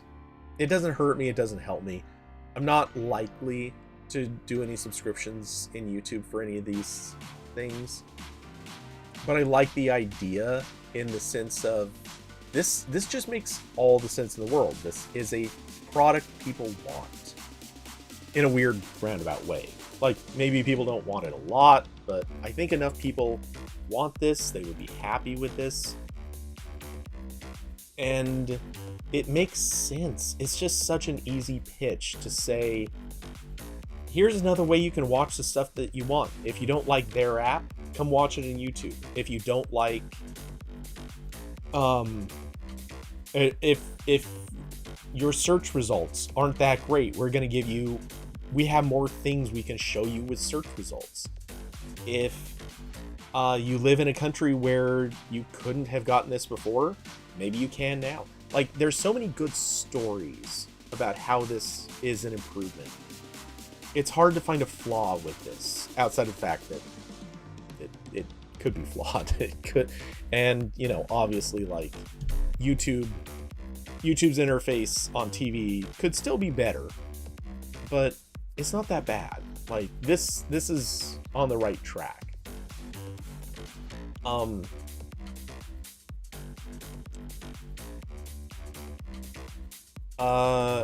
Oh, is thumbs up, thumbs down gonna be attached? That's a weirdly interesting question, because the Verge article said about the only thing that wasn't there in the stuff that they saw, because they were shown what this looks like. They said the only thing that wasn't there was the view count. But I bet thumbs up and thumbs down wouldn't be there either.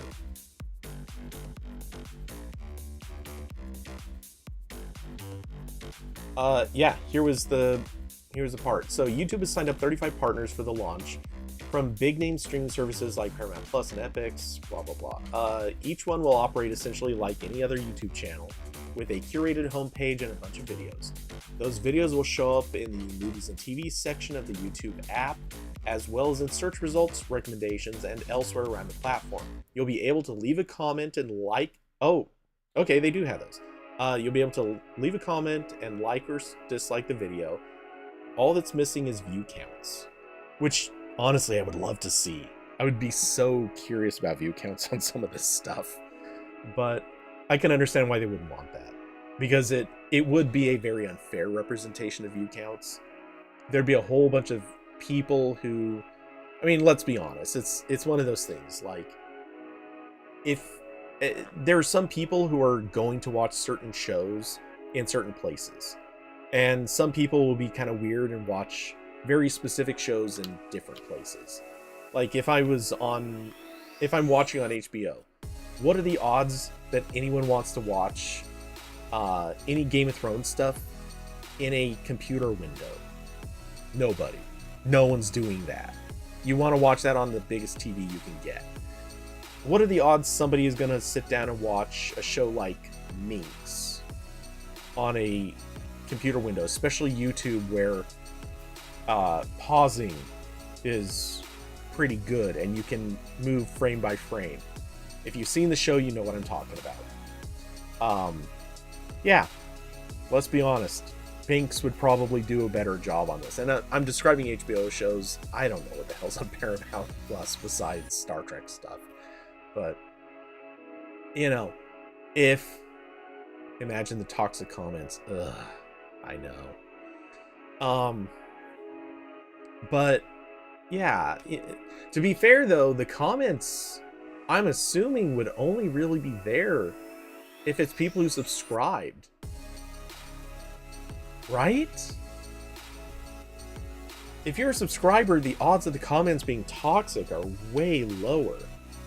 I mean, there's still gonna be some. For sure there's still gonna be some, but, you know, that's true no matter what, no matter where. But the fact is, like, you're not gonna have as many people coming by just to troll something.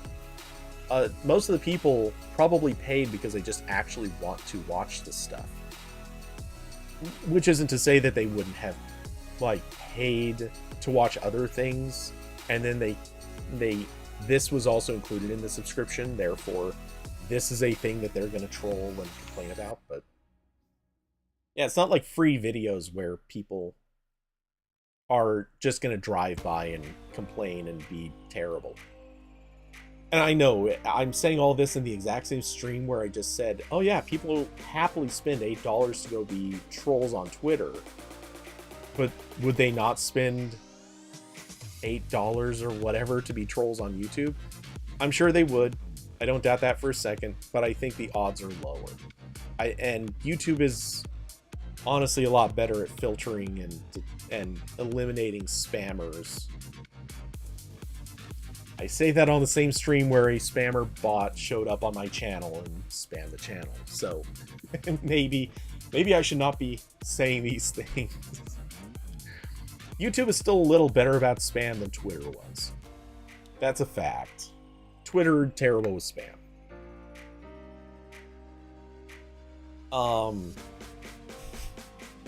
Man. When you say something and realize, holy crap, everything I'm saying is a load of garbage. Diablo, imagine they use these comments to determine a season 2 green light or not. Cannot even picture it. I truly, genuinely doubt anybody would be even reading the comments. They might hire an intern to go through the comments and just delete anything that's super negative or hostile. But otherwise, I bet no one's reading those comments.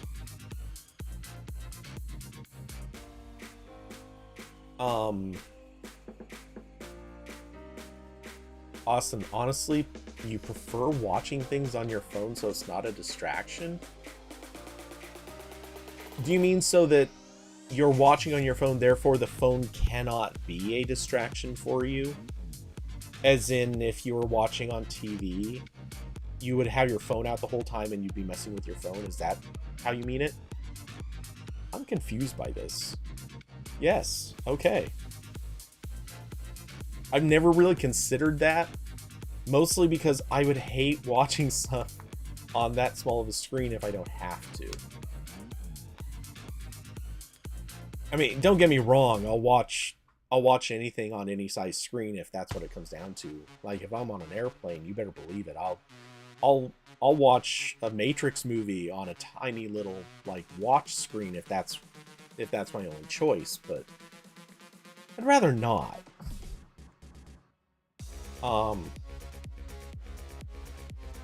So, let's see, Ocher, the others should not be able to interact, like YouTube originals from before.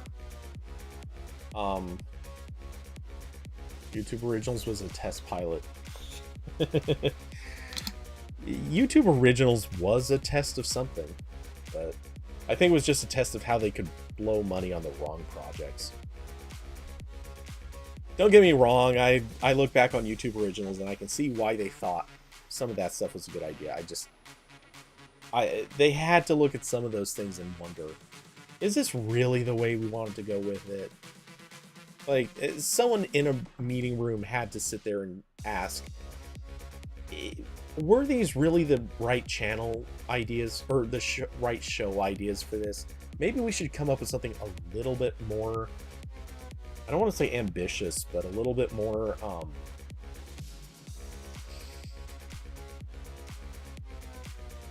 I don't know. I'm trying so hard to come up with the right words for this. Maybe a little bit more, I don't even want to say commercial, though. Definitely that hits to the spirit of what I'm thinking. But definitely something that does more with the people that they brought in to do it. They shouldn't have tried to make them go outside of their comfort area so much. Maybe one day someone besides the Downfall Society social media network will make an affordable VR headset that will solve both problems.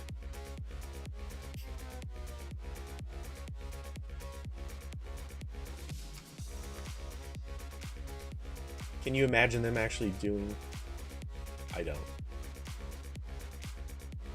I feel like that's gonna get worse before it gets better. Though I love all the dunking I have seen on Facebook lately. I forget who it was, but I saw somebody had tweeted just like right before I started the show. Somebody had done a tweet about how they loved watching. Oh, I remember who it was. I don't want to give him credit, but someone did a tweet about how much he enjoyed watching Zuckerberg throwing good money after bad with the metaverse.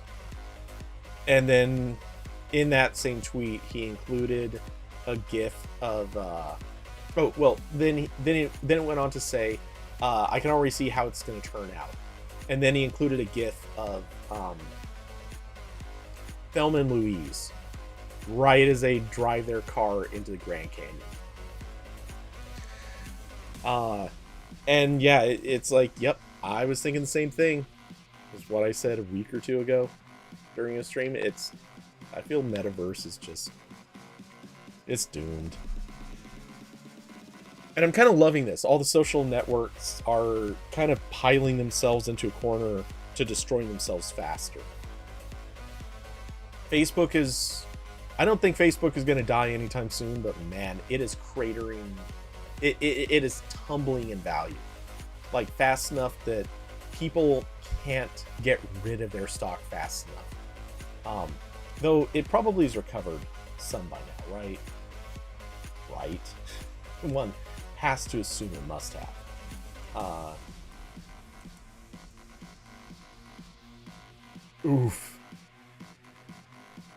Oh my god, it kept going. Oh no, that's just today. Wow. Wow. It keeps going down.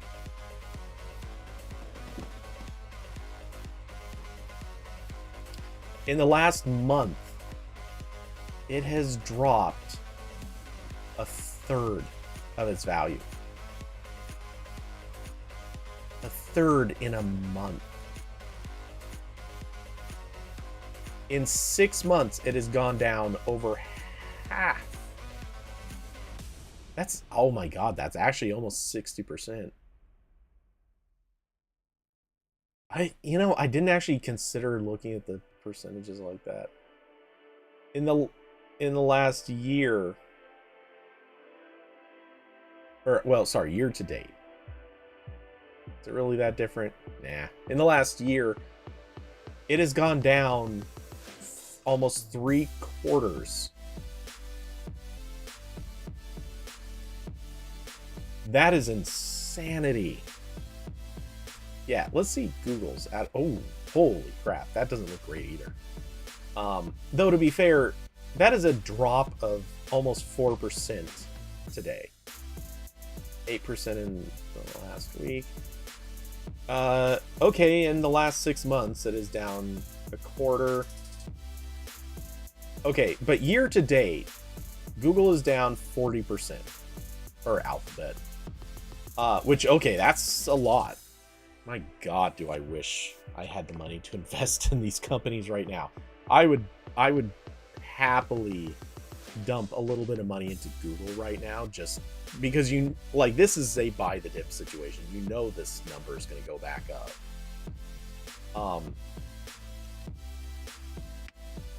Out of curiosity, I gotta look it up. What's Apple?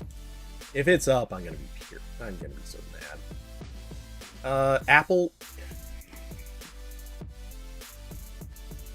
over the last year, Apple has lost 4.25%.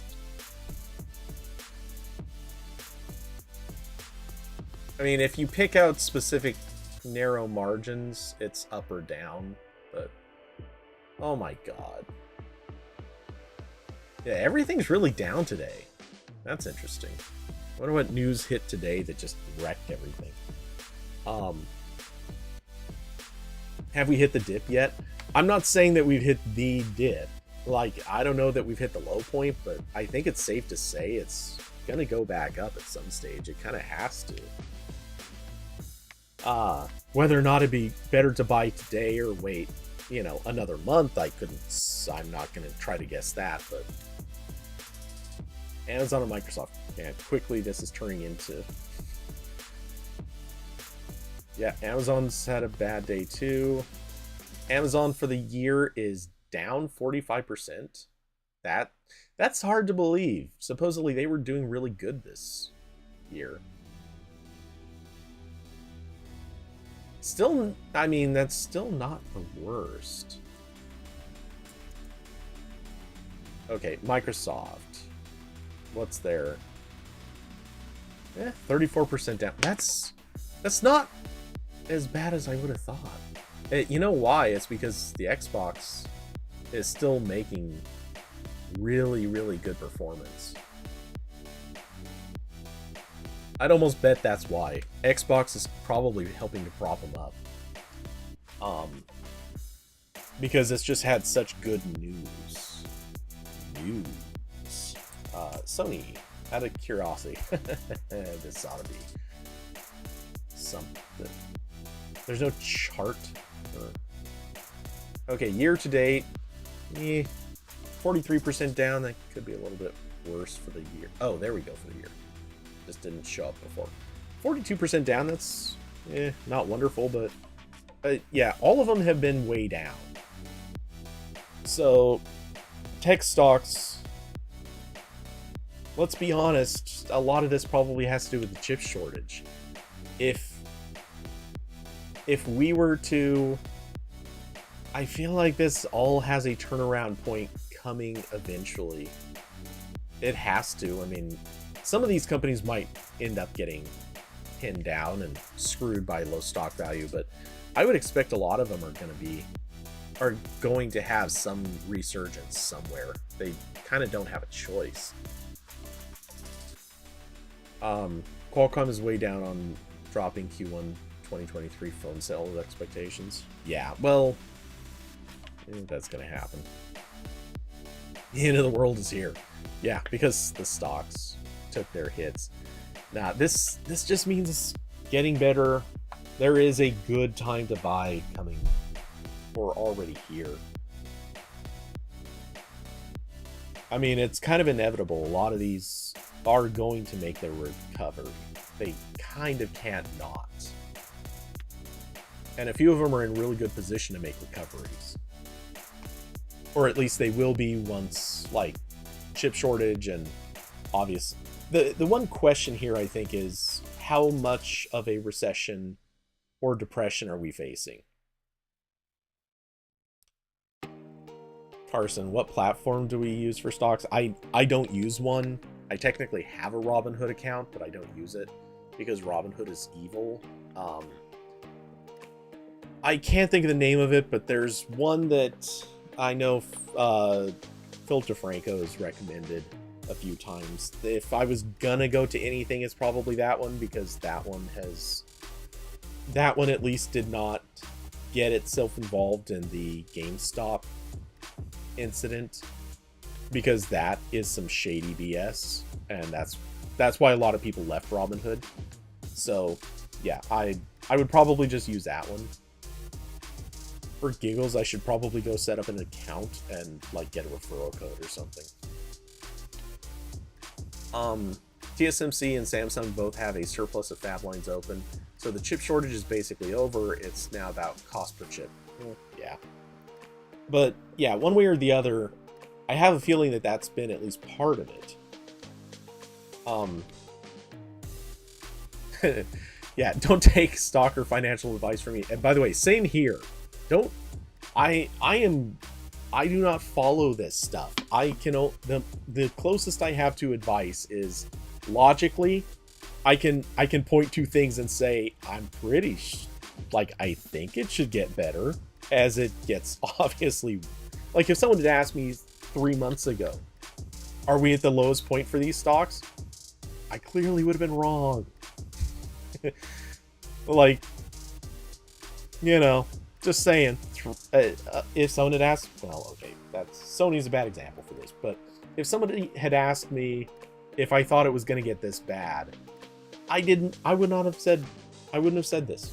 I would not have guessed that all these companies' stock values would have just gone to the toilet. But I think it is safe to say that, you know, when we look at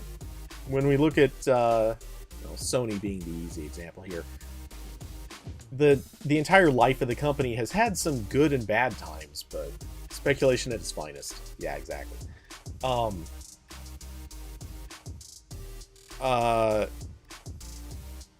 Austin, I don't know what happened in either of those cases, but I'm going to assume that was a that did not work out for you. David, threw it all into an IRA, used to use Robinhood. Probably smart.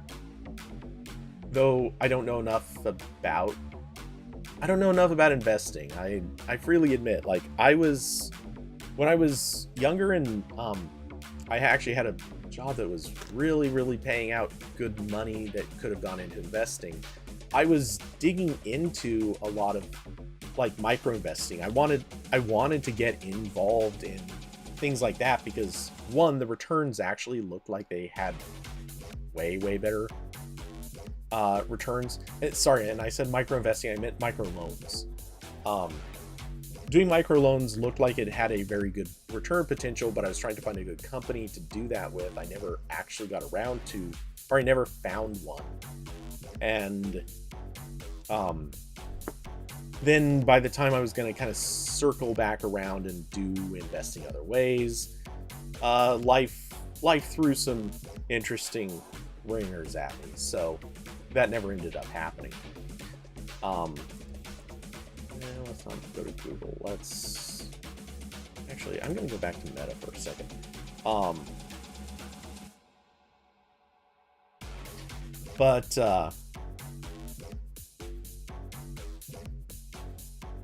David, you took so many L's on Robinhood, so gave up. Now paying someone to do it. Yeah, I mean that a lot of times that's a good move. I'm reluctant to do that too because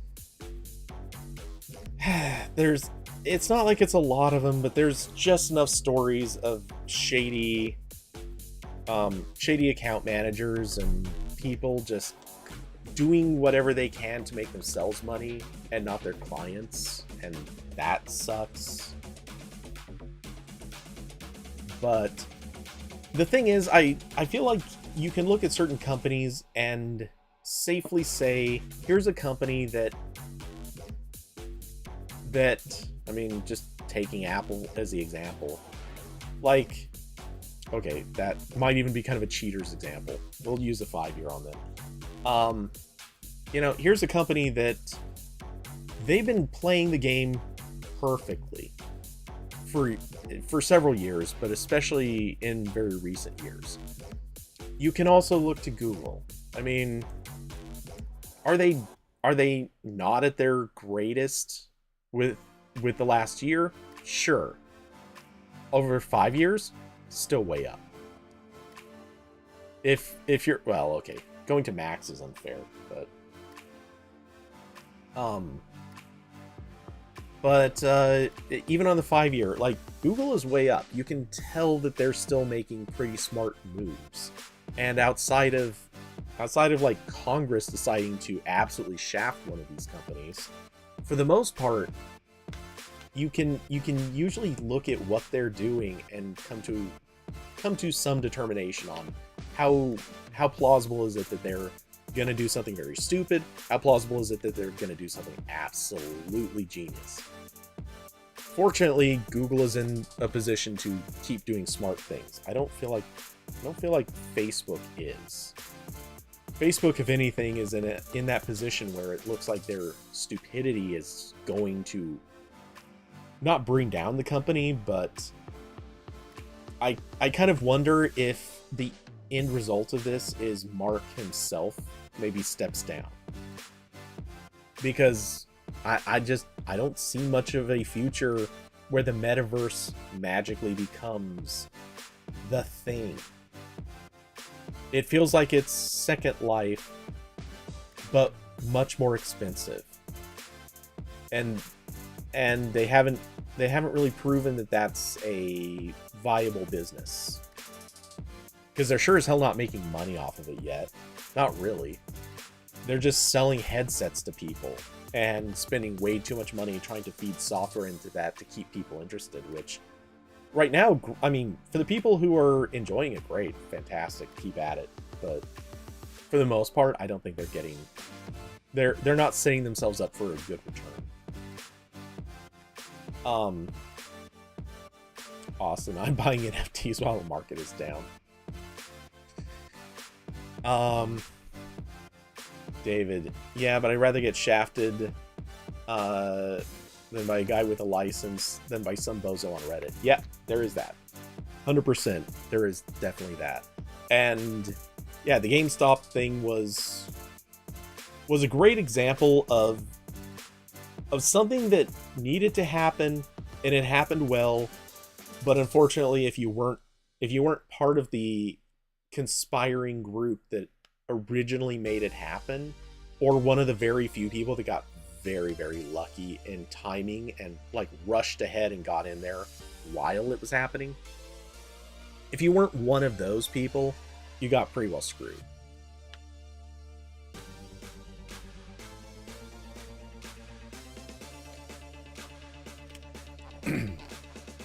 Okay, so trying to think. I don't think there's really much else to hit, and if I keep talking about this, I'm probably going to end up saying something even stupider. So I should probably call this roughly the end of the show. Let's see, what is the schedule for this weekend? This weekend is going to be probably some Fall Guys stuff. I imagine there will be some Fall Guys. It should be happening. Some gravity will kick in, and I will go tumbling to the ground or falling into the void. Things like that. Yeah, I don't know of anything else going on. I say this all the time. There might be a photo edit stream. I have some stuff that I've done with the Pixel 7 Pro that I'd kind of like to look at, but but I haven't gotten out with it nearly as much as I wanted to, mostly because the weather has been absolute trash, which is kind of to be expected. So yeah, I may toy around with that, but in all likelihood, it's probably just going to be a bunch of Fall Guys play. So, if anyone feels like joining for that, by all means, come hang out. If not, well, I can probably see you on the next RambleCast. But with that, thanks for everyone for coming by. Thanks for hanging out, being part of the conversation with me, chatting, keeping me from going and doing more productive things. Because, hey, that's how we roll here. Again, should be around this weekend, and I'll be back next week for some more RambleCast. In theory, Corbin will be joining us again next week. Let's see. As usual, if anyone would like to support the show, assuming you don't already, thank you to all those who already do. If you'd like to support the show, there are links down below to Streamlabs, Cash App, and Patreon. They work as intended. Links. They take you to sites. I don't know that I need to explain the internet functionality to you guys, but hey, someone might come along. You never know. They may need an explanation of how links work. I've heard that's a thing that some people still don't get. But with that, I hope you all have an excellent night. I hope the rest of your week goes even better. And to those of you who are receiving random swag gear from Google in whatever capacity, let's hope that the socks are better this time. Because those last ones were cheap. I mean, what were they thinking? Anyway, good night, everybody.